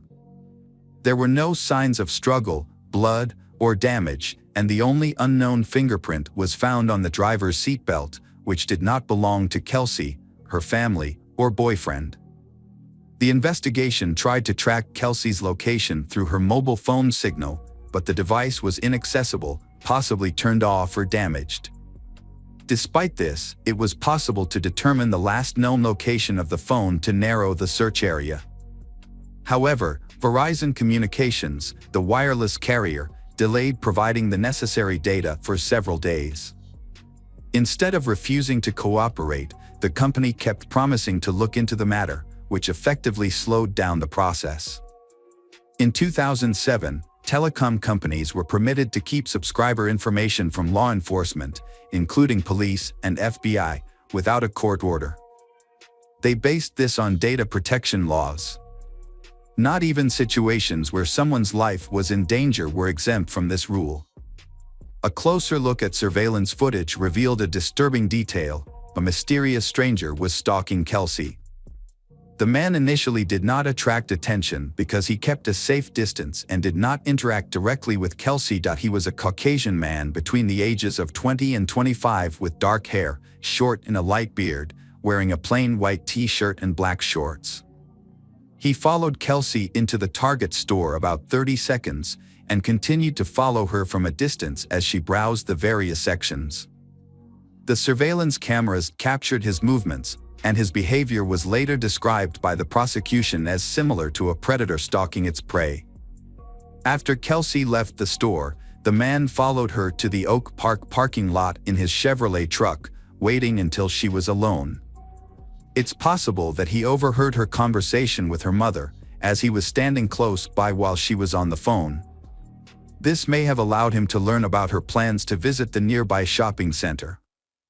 Unfortunately, Kelsey had parked her car in a poorly lit spot, next to a side door and a storage area, which made it difficult for the cameras to capture what happened next. As Kelsey sat in her car, the man parked his truck beside her and got out, wearing the same white t-shirt and black shorts. The stranger came up to her on the driver's side and, likely threatening to harm her, forced her to get behind the wheel of his Chevrolet. The truck then drove away in an unknown direction. Due to Gregory Smith's connections and experience, he believed that the more attention and coverage the case received, the higher the chances of finding their daughter and bringing the perpetrator to justice. As a result, the story was featured in both national and international media, including the popular show America's Most Wanted. When surveillance footage showed the stranger following Kelsey, the clearest images of his face were broadcast on the news, urging viewers to come forward if they recognized him. The police received calls from people claiming to have seen the man in various cities and states, although most of these reports turned out to be incorrect. Each lead was investigated. On June 6, a woman named Mrs. Miggs called the police, stating that she recognized her neighbor, Edwin Hall, from the footage. Initially, she had hesitated to report it due to doubts, but the information about the truck removed her last doubts, as Edwin owned an old 1970s Chevrolet. On June 6, 2007, two significant events occurred in the investigation. The police received crucial data from Verizon Communications about the last known location of Kelsey's phone signal. This information pinpointed a specific cell tower, allowing the police to establish a 1.1-mile search radius to the north. Within 45 minutes of starting the search, Kelsey's body was found in the brush near Longview Lake, Missouri, about 30 meters from where she was abducted.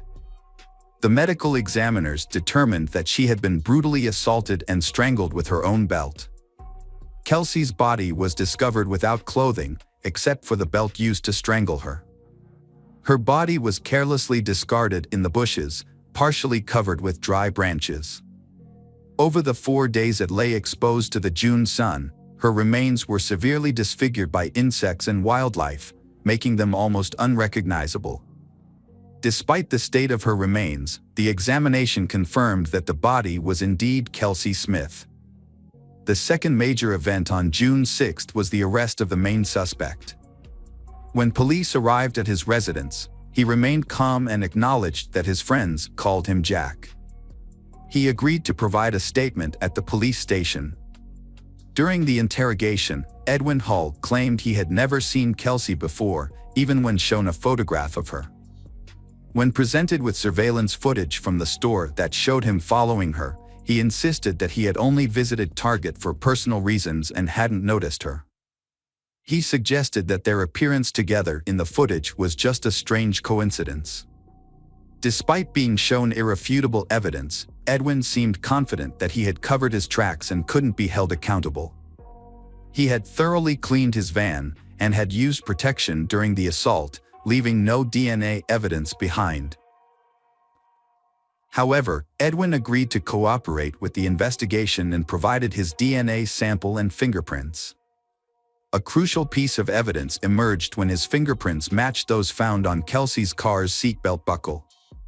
A thorough search of his home also revealed a hidden air pistol with Kelsey's DNA on the barrel. Edwin was officially charged with abduction, assault, and murder. A jurisdictional issue arose, as Kelsey was abducted in Kansas but her body was found dead in Missouri.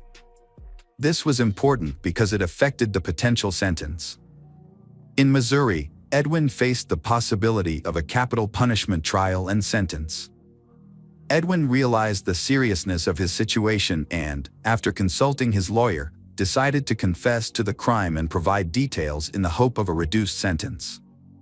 He described how he had noticed Kelsey entering the store and followed her, getting close enough to overhear her phone conversation about visiting the shopping center across the street. Edwin waited until Kelsey was alone, then followed her to the adjacent parking lot. He was pleased when she parked in a secluded spot near the side entrance. He got out of his vehicle, armed with a pistol, and waited for Kelsey to return to her car. As she was getting into the driver's seat, he prevented her from closing the door. Kelsey had already pulled out the seatbelt, and Edwin allowed her to buckle up, leaving his fingerprint on it. Edwin then put the pistol barrel in Kelsey's mouth, threatening her to move to his vehicle's driver's seat. Kelsey drove Edwin's truck while he aimed the gun at her and gave her directions.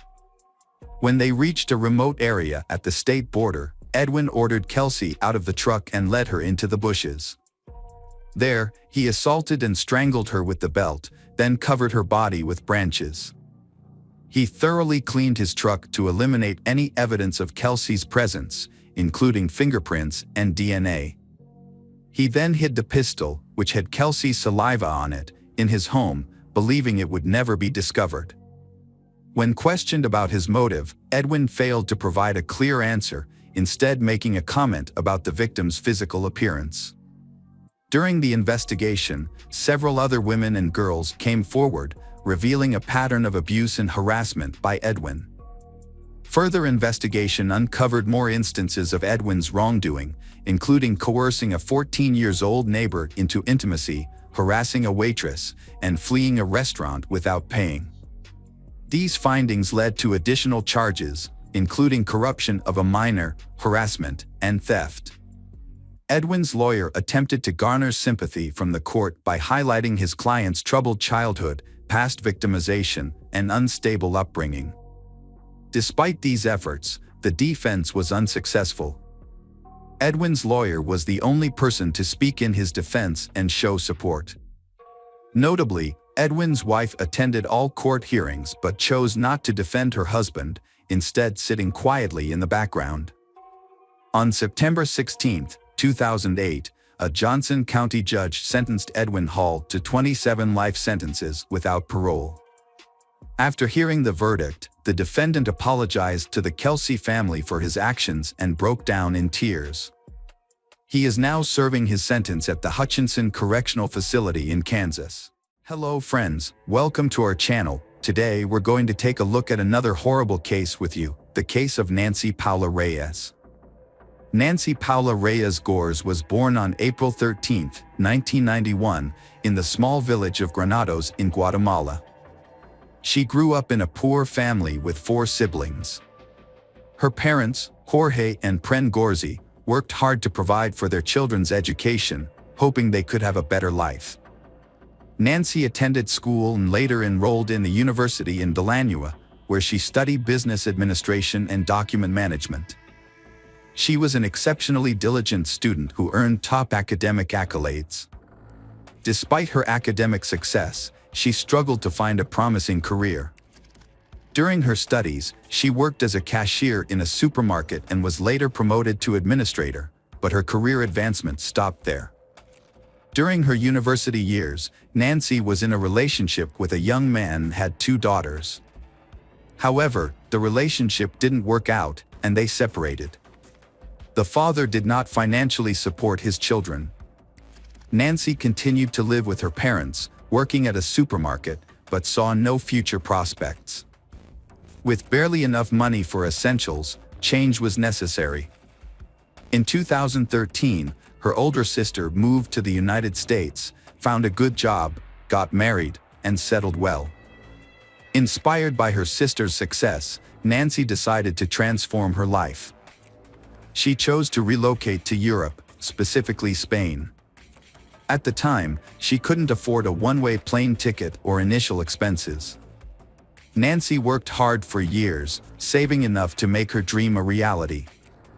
In July 2018, Nancy bought a ticket to Madrid, reassuring her parents that she would stay in touch regularly. Upon arrival, she planned to secure housing and a job. She brought a few €1,000 to cover initial expenses, such as renting a room and basic necessities, until she found stable employment. When Nancy left, she was 27 years old, and her daughters, who remained with their grandparents in Guatemala, were 7 and 5 years old. However, Nancy didn't stay in Madrid for long. She moved to Barcelona and later to Cadril, a city in the Spanish province of the same name. Nancy maintained regular contact with her family, calling home almost daily to check on their well-being and sending money back to support them. Despite not having a stable job, Nancy managed to make a living through various odd jobs, including cleaning for affluent families and caring for the elderly and sick. She never complained about her hardships. Instead, she told her family that Europe offered better opportunities and that she could earn more than she would have in her home country, even if she worked non-stop with no days off. It seemed Nancy was content with her life. She even mentioned plans to bring her daughters to Spain once she had saved enough to rent a spacious home for the whole family. A significant romance developed in Nancy's life. Initially, she didn't reveal much about her personal life, citing a busy work schedule. However, in the spring of 2020, she told her parents that she had met a man named Carlos Andres Bustamante and started a romantic relationship with him. They met by chance while Nancy was searching for a new place to rent. As they navigated their challenges, they grew closer and eventually moved in together. Carlos, who was a year older than Nancy, didn't have a steady income at the start of their relationship and relied on odd jobs to get by. As a result, Nancy became the primary breadwinner, covering housing costs, bills, and often providing Carlos with money for his personal expenses. However, she never complained to her family about this, so they believed everything was fine and that she had found a good partner in Carlos, with whom she lived a happy and fulfilling life. Around that time, Nancy's 2 younger brothers also moved to Spain, and she kept in touch with them. She was especially close to her youngest brother, Dennis, who had met Carlos and thought he was likable. In late June 2020, Nancy and Carlos decided to relocate to Santander, a coastal city in northern Spain. When Nancy spoke to her family on the phone, she mentioned that the climate was better and there were more job opportunities. However, issues began to arise in her relationship with Carlos, which she tried to keep to herself. Carlos was jealous, hot-headed, and cruel. He was content with being financially supported by Nancy and lacked ambition.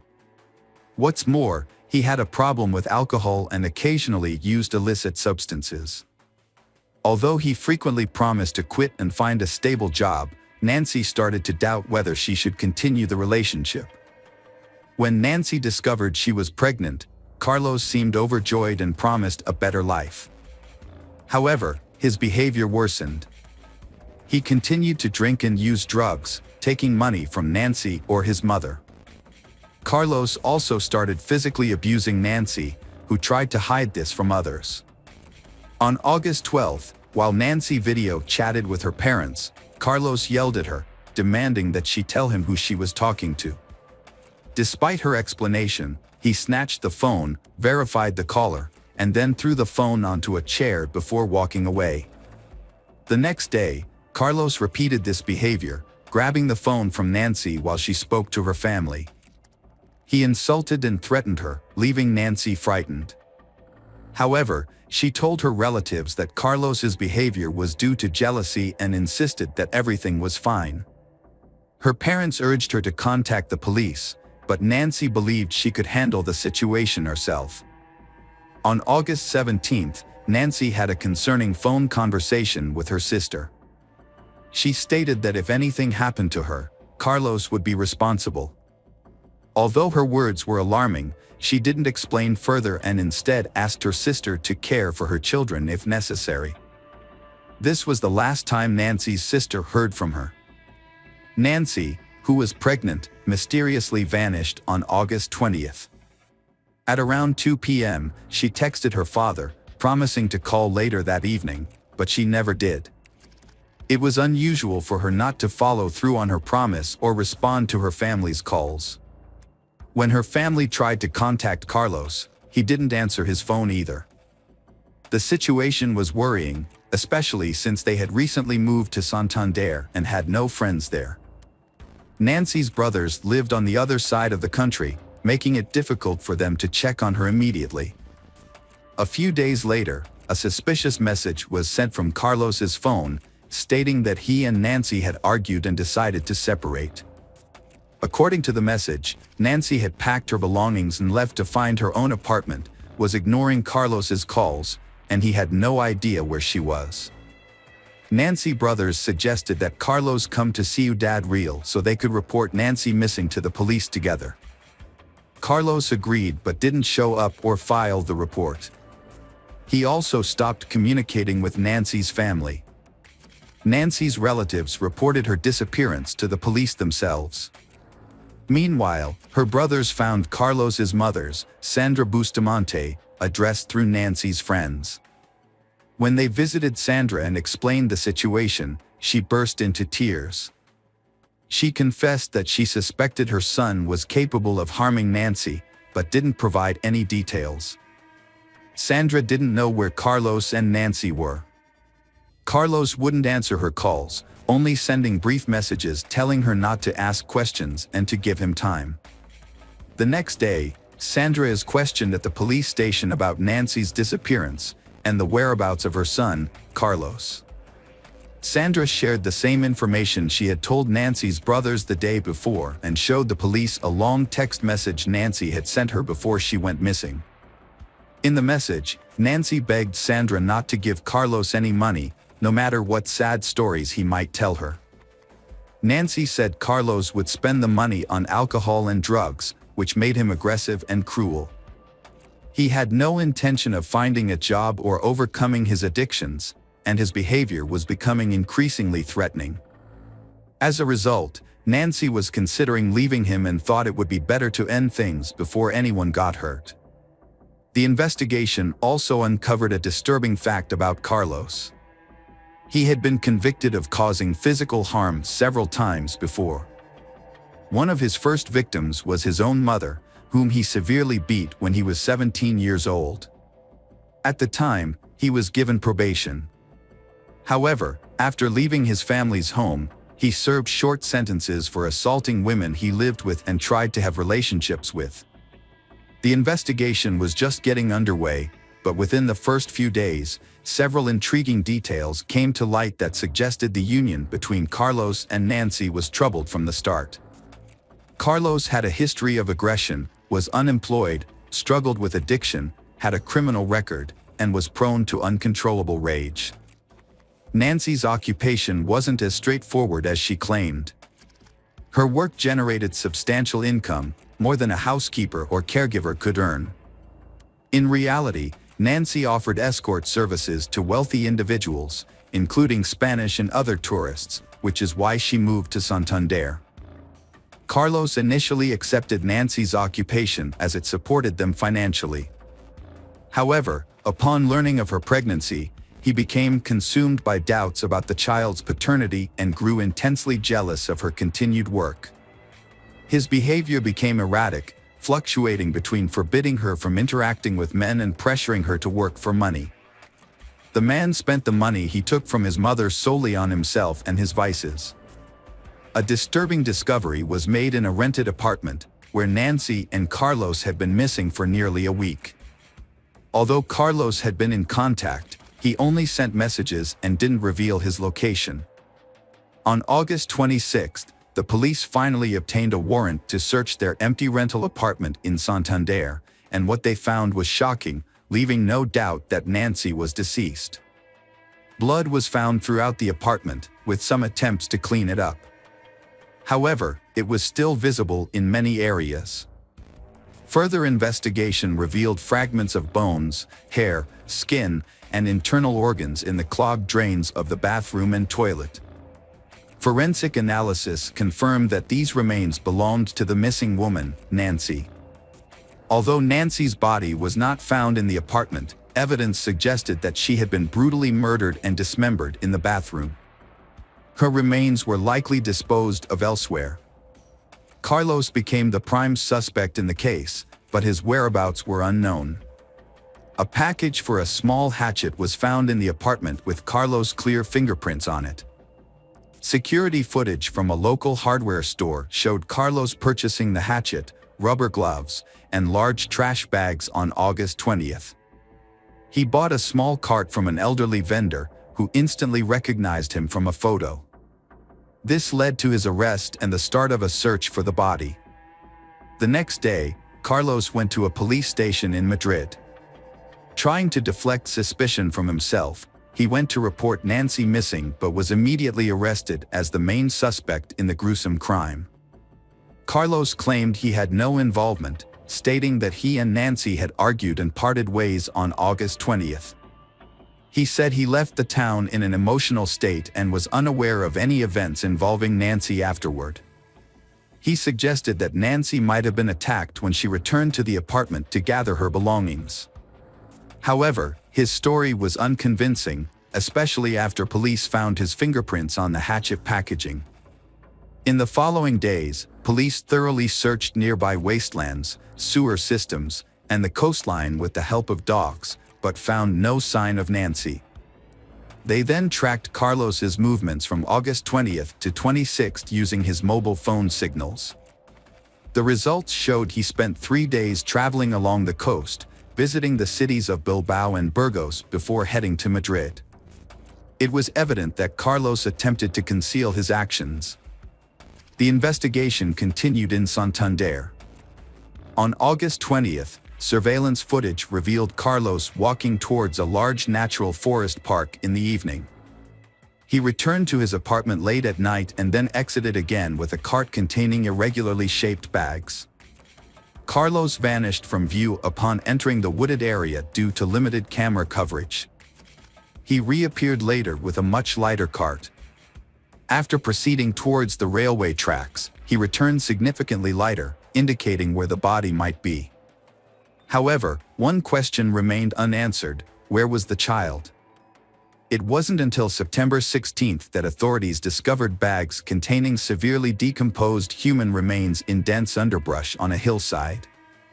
The remains were identified as those of the missing Nancy Gores, which had been divided into 20 parts using a hatchet, as revealed by security camera footage.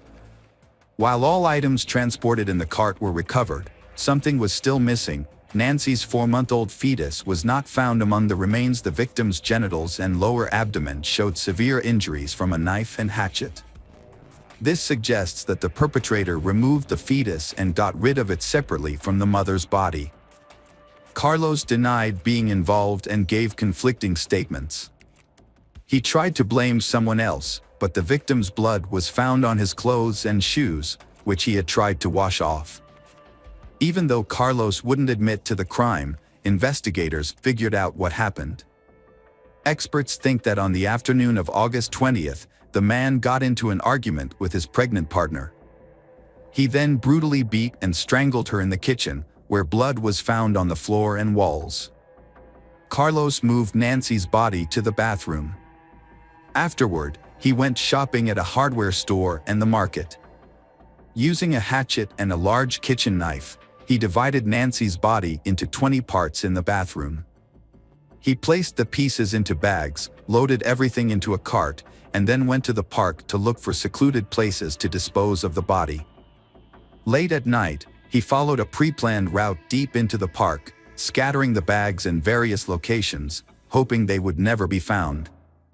During his trial, Carlos denied his guilt and claimed he loved Nancy. The whereabouts of the fetus he removed from her body remain unknown. From the time of the crime until his arrest in Madrid, Carlos lived off the money he stole from Nancy. He spent the money daily in bars across various cities. It took law enforcement nearly 2 years to investigate, gather evidence, and find witnesses, and the murder trial is scheduled to start in July 2022. In November of the same year, Carlos was found guilty of the premeditated, brutal murder of Nancy and her unborn child, as well as the dismemberment and desecration of her body.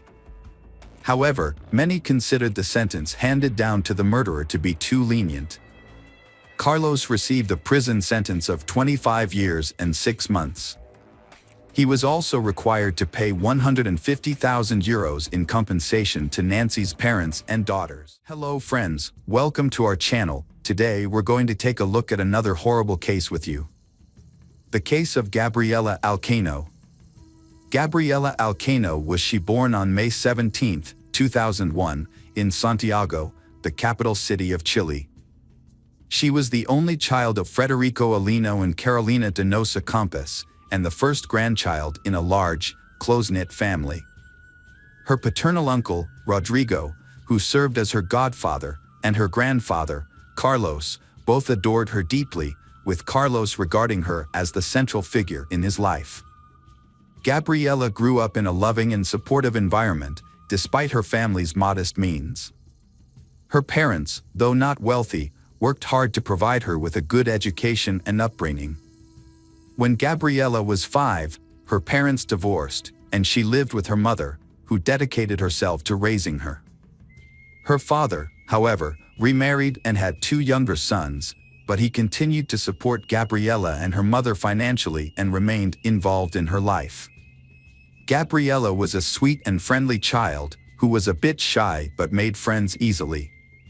Her gentle nature and lovely appearance earned her admiration from those around her.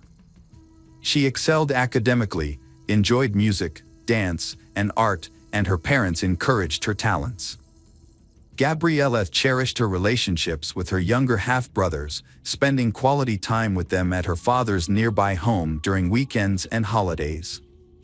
Overall, Gabriela's childhood was a happy and carefree time, filled with love and support from her family. Gabriela's first love was at the age of 15. She fell for Fabian Chasis Aravan, a fellow student who was a year older. At first, their relationship was innocent and sweet. They would walk together, share ice cream, and steal kisses. Fabian came from a good family with well-respected parents who valued education and raised him to be a good person. However, Fabian was a quiet and private person who struggled with social interactions. He would avoid eye contact and turn away from others, leading many to think he was just shy. Gabriela's father met Fabian and thought he was a calm, dependable, and responsible young man. He had a serious talk with Fabian, asking him to take care of Gabriela, and Fabian promised to do so. Initially, Fabian made an effort to be attentive and caring. However, as time passed, a different side of Fabian emerged. He became controlling and cruel, revealing a darker aspect of his personality. Fabian's controlling behavior dominated the relationship. He was intensely jealous and dictated who Gabriela could and couldn't interact with. He monitored her phone activity, insisting on instant responses to his calls and messages, regardless of the time. If she failed to comply, he would throw tantrums, displaying childish and abusive behavior. During the first 6 months of their relationship, Gabriela attempted to downplay Fabian's frequent outbursts of anger and jealousy, believing they would eventually subside. Blinded by her love for him, she tried to meet all his demands and held on to the hope that he would revert to the caring and gentle person she initially fell in love with. Fabian's behavior became increasingly irritable, volatile, and aggressive. He emotionally drained Gabriela, progressing from verbal abuse to physical mistreatment. He would slap her, pull her hair, or grab her hands, often leaving no visible marks. However, bruises would occasionally appear on her wrists and shoulders, evidence of Fabian's rough handling. Gabriela tried to hide her situation, but her loved ones noticed her depressed state and frequent tears. She was no longer her usual cheerful and outgoing self, instead withdrawing from friends and avoiding contact with people Fabian had forbidden her from seeing. Gabriela repeatedly tried to end her relationship with Fabian, but he would not let her go. Despite her efforts to break free, he would pressure her into getting back together. This cycle of breaking up and reuniting continued for over a year, marked by Fabian's stalking, threats, and harassment. In 2017, Fabian got into trouble for physically attacking a classmate outside of school.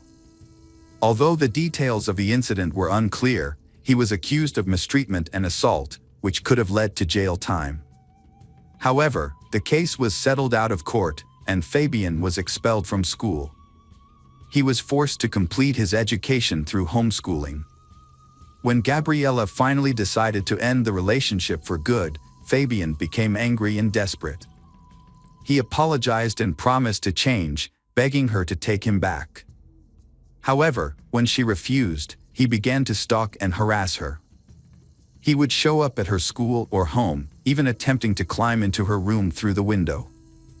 He bombarded her with dozens of calls, texts, voice messages, and social media messages, trying to intimidate her into resuming their relationship. Gabriella was determined to end the relationship, despite Fabian's erratic behavior. His messages veered wildly from apologetic to threatening, but she remained resolute. However, Fabian's actions were unpredictable and frightening. He would often vanish for weeks, giving Gabriella a glimmer of hope that he had moved on, only to reappear and resume his harassment. Fabian's behavior was relentless and intrusive. He would follow Gabriella everywhere, showing up unexpectedly and causing public scenes. His outbursts were loud and intimidating, leaving Gabriella feeling anxious and fearful. As a result, she became reluctant to be alone, always seeking the company of friends or family after school. She would often meet her mother at work and travel home with her, or ask her father or uncle to accompany her on trips. This constant vigilance took a toll on Gabriella, leaving her exhausted and drained over several months. A devastating series of events began to unfold for the Alcano family when a burglar broke into the home of Federico's second wife, taking her life in a tragic turn of events. At the time, the children were at school and Federico was at work, leaving her alone and vulnerable. Fortunately, the perpetrator, a neighbor with a prior conviction, was apprehended immediately.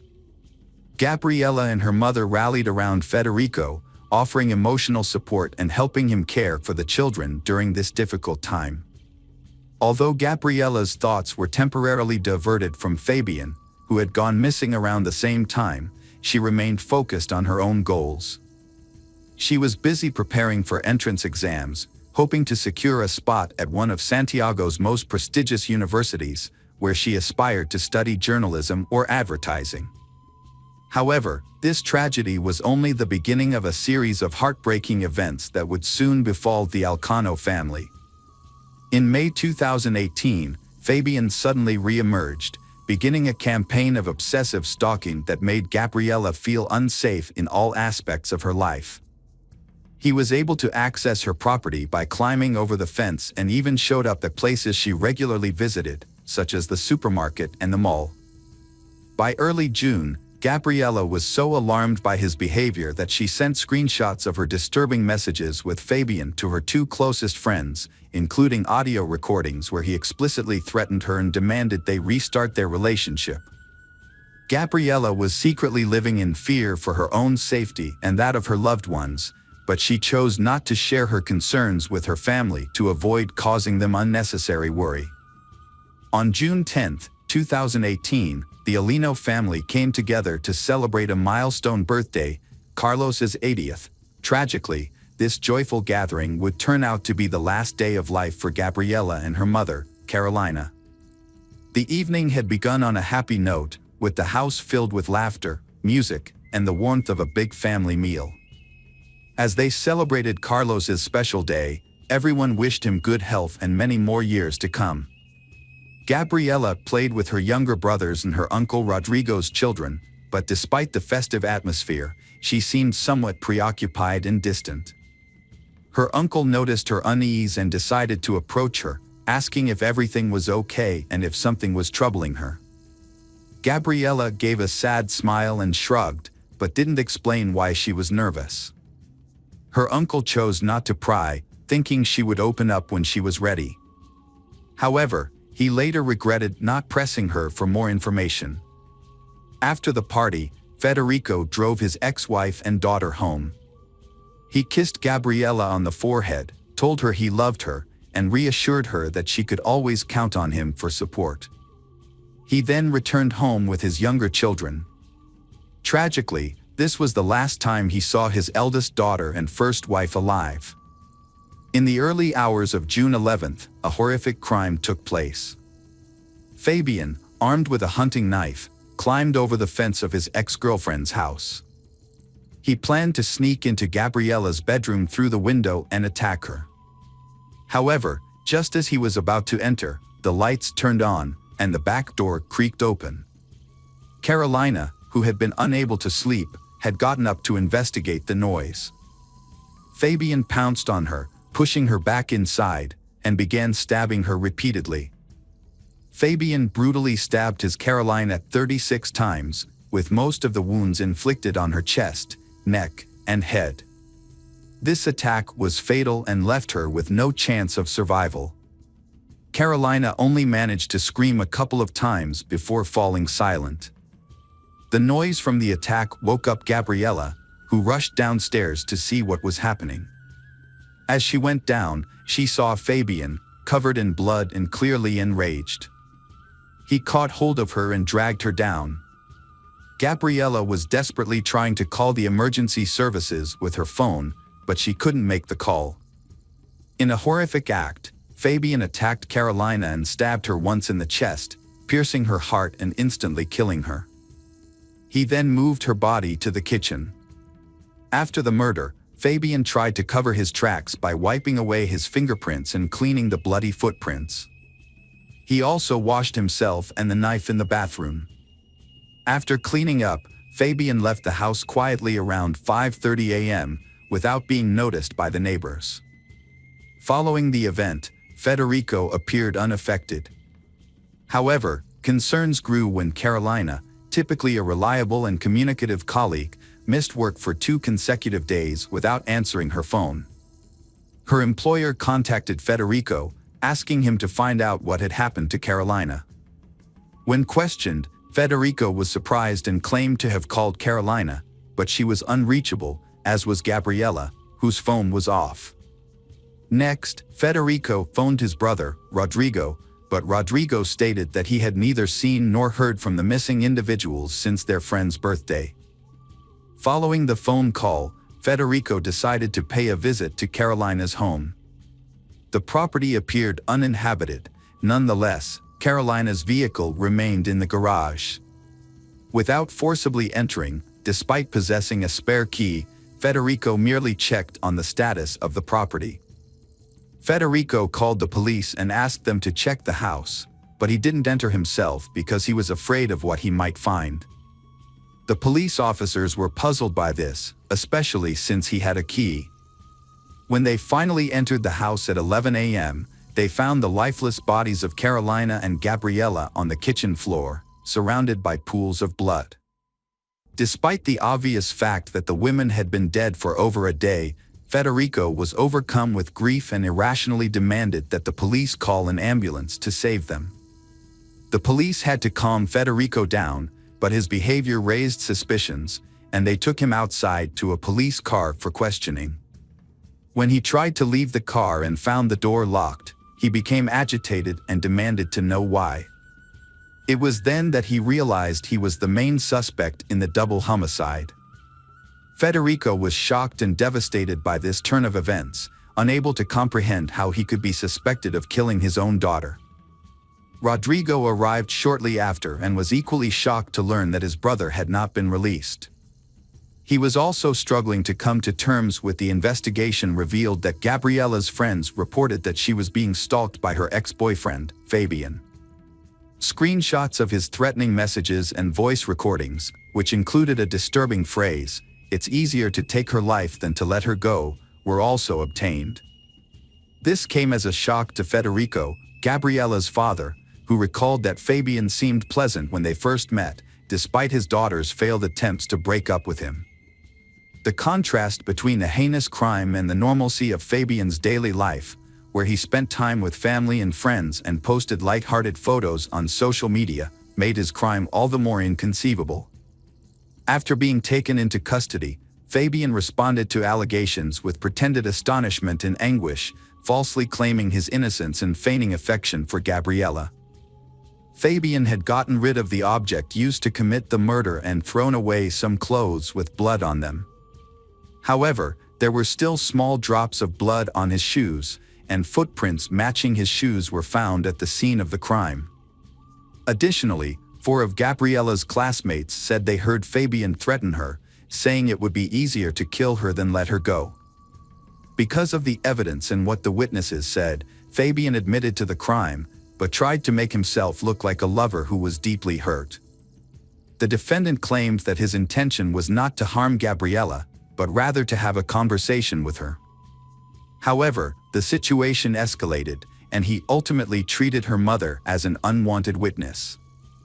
He struggled to provide a reasonable explanation for bringing a hunting knife to the encounter, which was supposedly meant to be a conversation. Following the autopsy and other necessary examinations, the victims' bodies were released to their family for burial.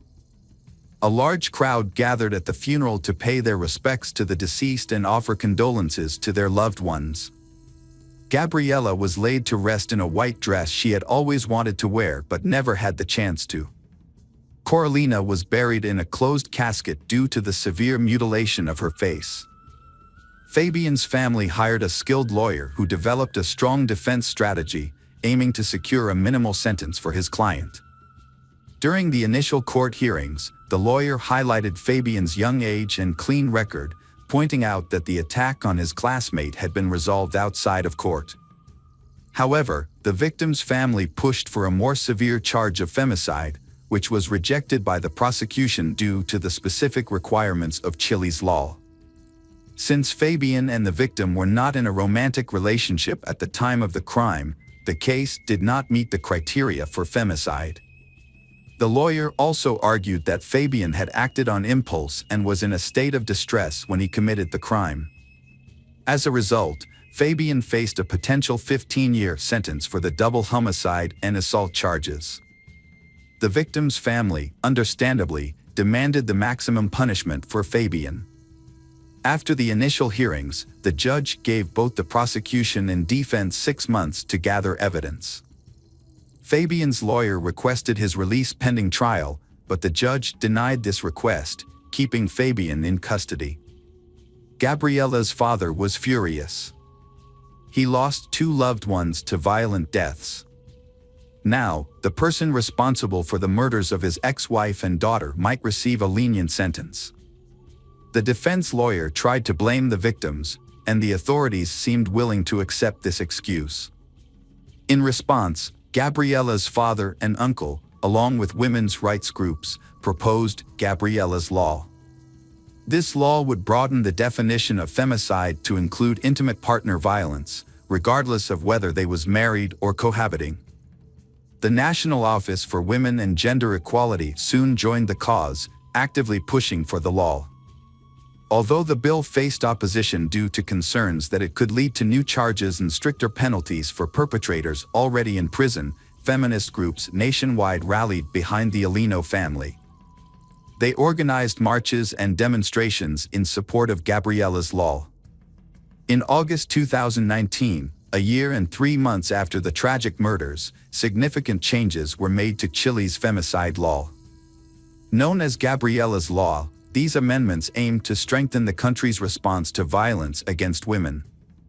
The law now defines femicide as any act of violence, injury, or murder committed against a woman due to hatred based on her gender, regardless of the relationship between the victim and the perpetrator. Additionally, the law considers it an aggravating circumstance if the victim is a minor or has health issues. In April 2022, Fabian Ceres went on trial for attacking his ex-girlfriend and her mother 4 years earlier. Thanks to Gabriella's Law, the defense had limited options. Fabian was charged with femicide under aggravating circumstances because one of the victims was a minor, as well as with double homicide and assault. On April 20th, he was sentenced to life in prison without the possibility of parole. After the verdict was delivered, Federico and Rodrigo spoke to the court, expressing their gratitude to the judges for their fair decision. They acknowledged that no punishment could restore the life of their loved ones, Carolina and Gabriella, but emphasized that a life sentence for the perpetrator would serve as a safeguard, protecting other women from suffering a similar tragic fate. Welcome back, detectives. Let's dive into another horrible case. The case of Kaler family. James Craig Kaler was born in Weatherford, Texas in 1963, and his future wife, Karen Kaler, was born in the same city 2 years later. They met in the early 1980s while attending a university in Texas. At the time, Craig was a senior studying engineering, and Karen was a freshman in the humanities department.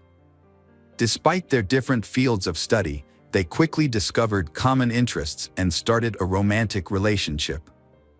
After graduating, they had a small, intimate wedding with close friends and family. They welcomed their first child, Emily, in 1991, followed by Lauren in 1993. The family lived in a cozy house in Weatherford and enjoyed a comfortable lifestyle, with a higher-than-average income for their area. In 1999, Craig received a lucrative job offer from a major utility company in Weatherford, which coincided with the birth of their son, Sean. Craig adored his son and, with his increased salary, purchased a spacious house in the city's most prestigious neighborhood and a family car. Karen stayed at home to care for their children, and Craig became the primary breadwinner. From the outside, their family appeared to be living a perfect life. Their 3 children have also had many successes in their fields. Emily and Lauren are talented in sports and music. Emily studies at a prestigious pharmacy college and Lauren hopes to attend a conservatory. Sean, on the other hand, showed a keen interest in mathematics and had dreams of becoming an archaeologist. The family's home life seemed idyllic, Craig providing for the family and Karen taking care of the household and raising the children. However, the family was struggling with hidden problems. In 2007, Karen confided in her sister Linda, revealing that she was on the verge of a nervous breakdown due to Craig's controlling behavior. Craig exerted total control over Karen's daily life, demanding a detailed account of every expense, no matter how small, and requiring her to report her whereabouts at all times. The family lives on a strict schedule, with Craig setting their daily routines, including bedtime, wake-up time, meal times. This rigidity makes Karen feel suffocated and trapped. Over time, Craig's need for control grew stronger. He became more demanding and selfish, scheduling Karen's every move. She felt like she had no time left for herself, there was only duty to complete. Karen tried to meet her husband's demands, hoping he would ease up and they could return to their normal life. However, Craig seemed to enjoy exerting control and refused to change. Linda was extremely worried about her sister's confide. Like everyone else, she saw Craig as the ideal husband, father, and family man, only to discover he was a controlling man. Despite this, Karen didn't want to break up her family. Additionally, she and her children relied on Craig financially. So, she decided to find a job that would give her a stable income. She joined a local gym without telling her husband, using it as an escape to clear her mind and work through her emotions.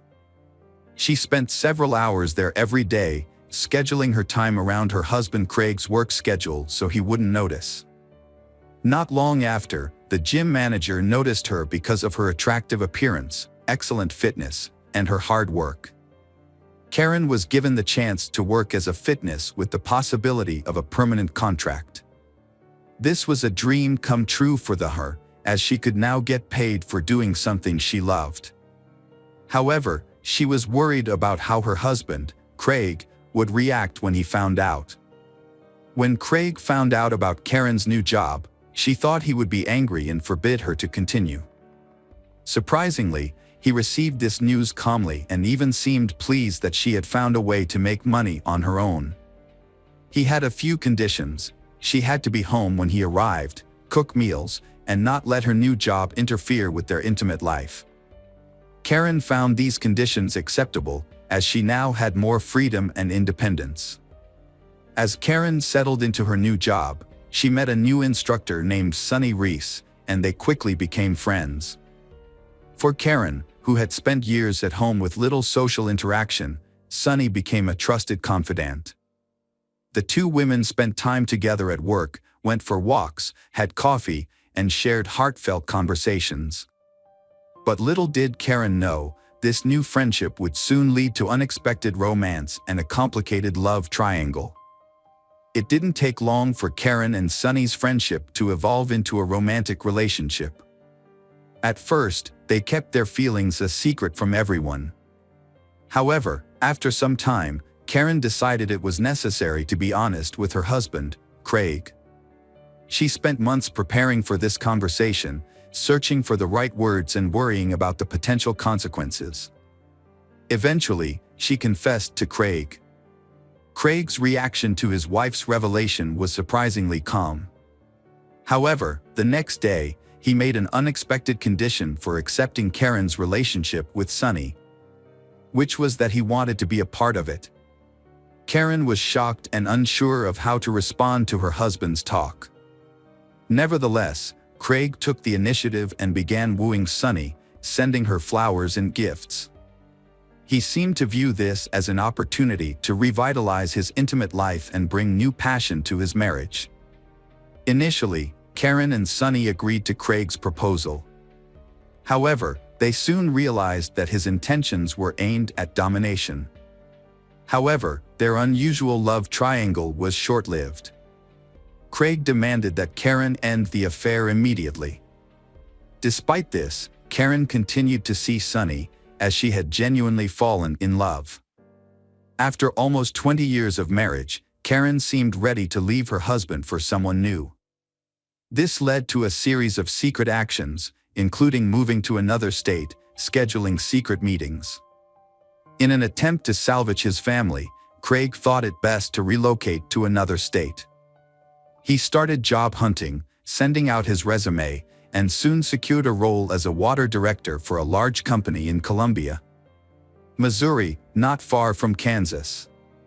Craig hoped that by moving to a new state, his wife's affair with Sonny would end, and their family life would normalize. However, the summer 2008 move proved challenging for the family, as the kids had to switch schools, make new friends, and adapt to a new city. Although the family was already financially comfortable, Craig's new job nearly doubled his previous salary from Weatherford. Despite his increased responsibilities and work hours, Craig mistakenly believed he had successfully removed Sonny from his wife's life. However, Karen and Sonny continued to communicate regularly through calls, texts, and secret meetings. They would meet halfway, spend a couple of hours in a roadside hotel, and then return home. At this point, Karen realized her marriage was over. She no longer loved Craig, and it was only a matter of time before they divorced. These clandestine meetings persisted until December 2008. At the New Year's Eve celebration that year, the Kaler family went back to their hometown to reconnect with relatives and friends. Sonny was also in attendance at the gathering. Initially, Karen and Sonny kept a low profile, merely exchanging greetings. As the celebration continues and the alcohol slowly affects Karen and Sonny's behavior, they seem to have no regard for social norms. They became inseparable, openly showing affection by holding hands, sharing romantic glances, they even kissed. Craig's anger boiled over into fury after Karen publicly humiliated him by revealing her affair at a party attended by dozens of acquaintances. He lashed out at Karen and Sonny before dragging Karen away from the party. In his rage, Craig lost control and physically assaulted Karen, ripping her dress and slapping her, causing her to fall and hit her head. The incident marked the beginning of the end of their marriage. A few days later, Karen announced she was leaving Craig and initiated divorce proceedings, seeking custody of their children. Initially, Craig attempted to apologize and salvage their relationship for the sake of the children. But Karen was resolute.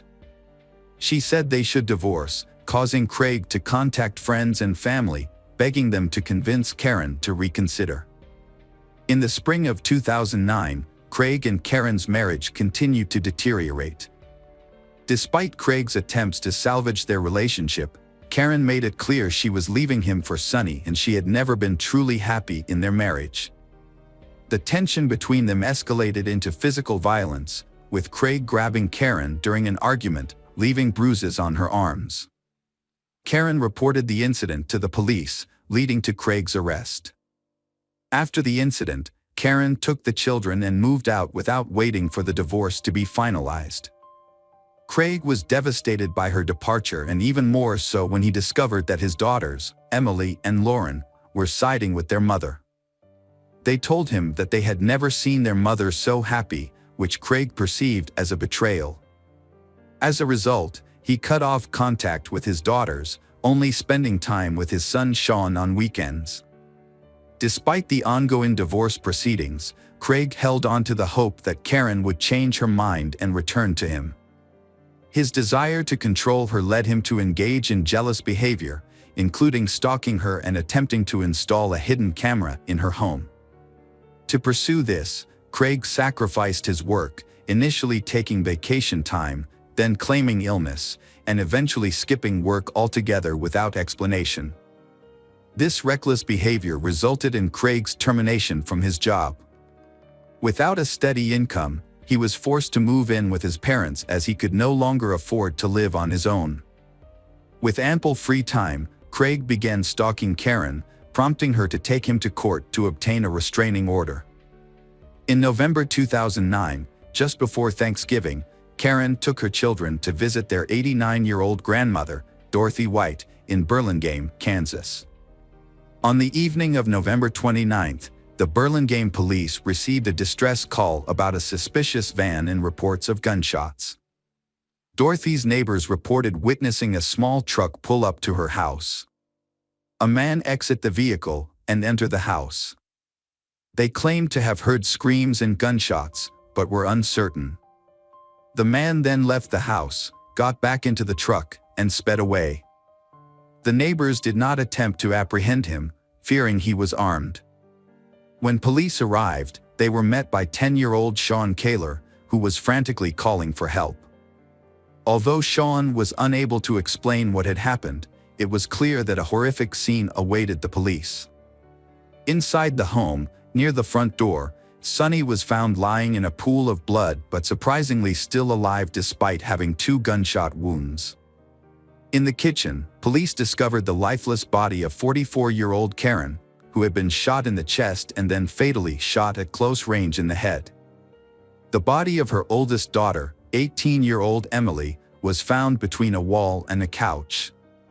It appeared that Emily had attempted to hide from her enraged father but was caught and killed with 2 point-blank shots. Lauren, found in a pool of blood in the second-floor bedroom, was still alive but weakly called for help and repeatedly said that her father was the one who did it. Dorothy and Lauren were rushed to a nearby hospital's intensive care unit. Despite the doctor's efforts, Lauren died on December 1st due to massive blood loss and internal organ damage. Her great-grandmother passed away a few hours later. Sean, the only surviving witness, was in shock. Psychologists worked with him, but a thorough interrogation was necessary as he was the only living witness to the tragic events at his great-grandmother's house. Sean recounted that evening, stating that his mother was in the kitchen preparing dinner when he approached her to ask for his favorite pie. Suddenly, the back door swung open, and his father entered with a shotgun, pointing it at Karen without a word. He shot her, then moved closer and fired again. Sean was initially frozen in horror. His father then turned to Sean but didn't aim the gun. Instead, Craig stared at Sean silently and intently. Sean realized he had to escape. So he jumped out the open back door. He ran towards the main entrance, hoping to alert his grandmother, sisters, and call for help. However, upon reaching the threshold, he heard several more gunshots.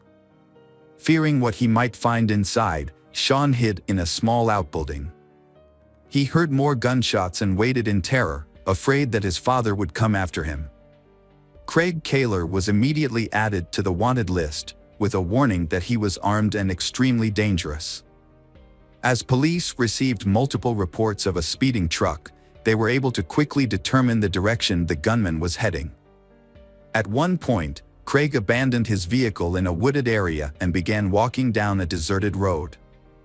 Law enforcement soon caught up with him and apprehended him the next morning. Upon arrest, police found the rifle and ammunition in the back seat of the abandoned vehicle, along with prescription medication for depression and anxiety disorders near the driver's seat. Craig did not resist arrest and appeared confused and frightened.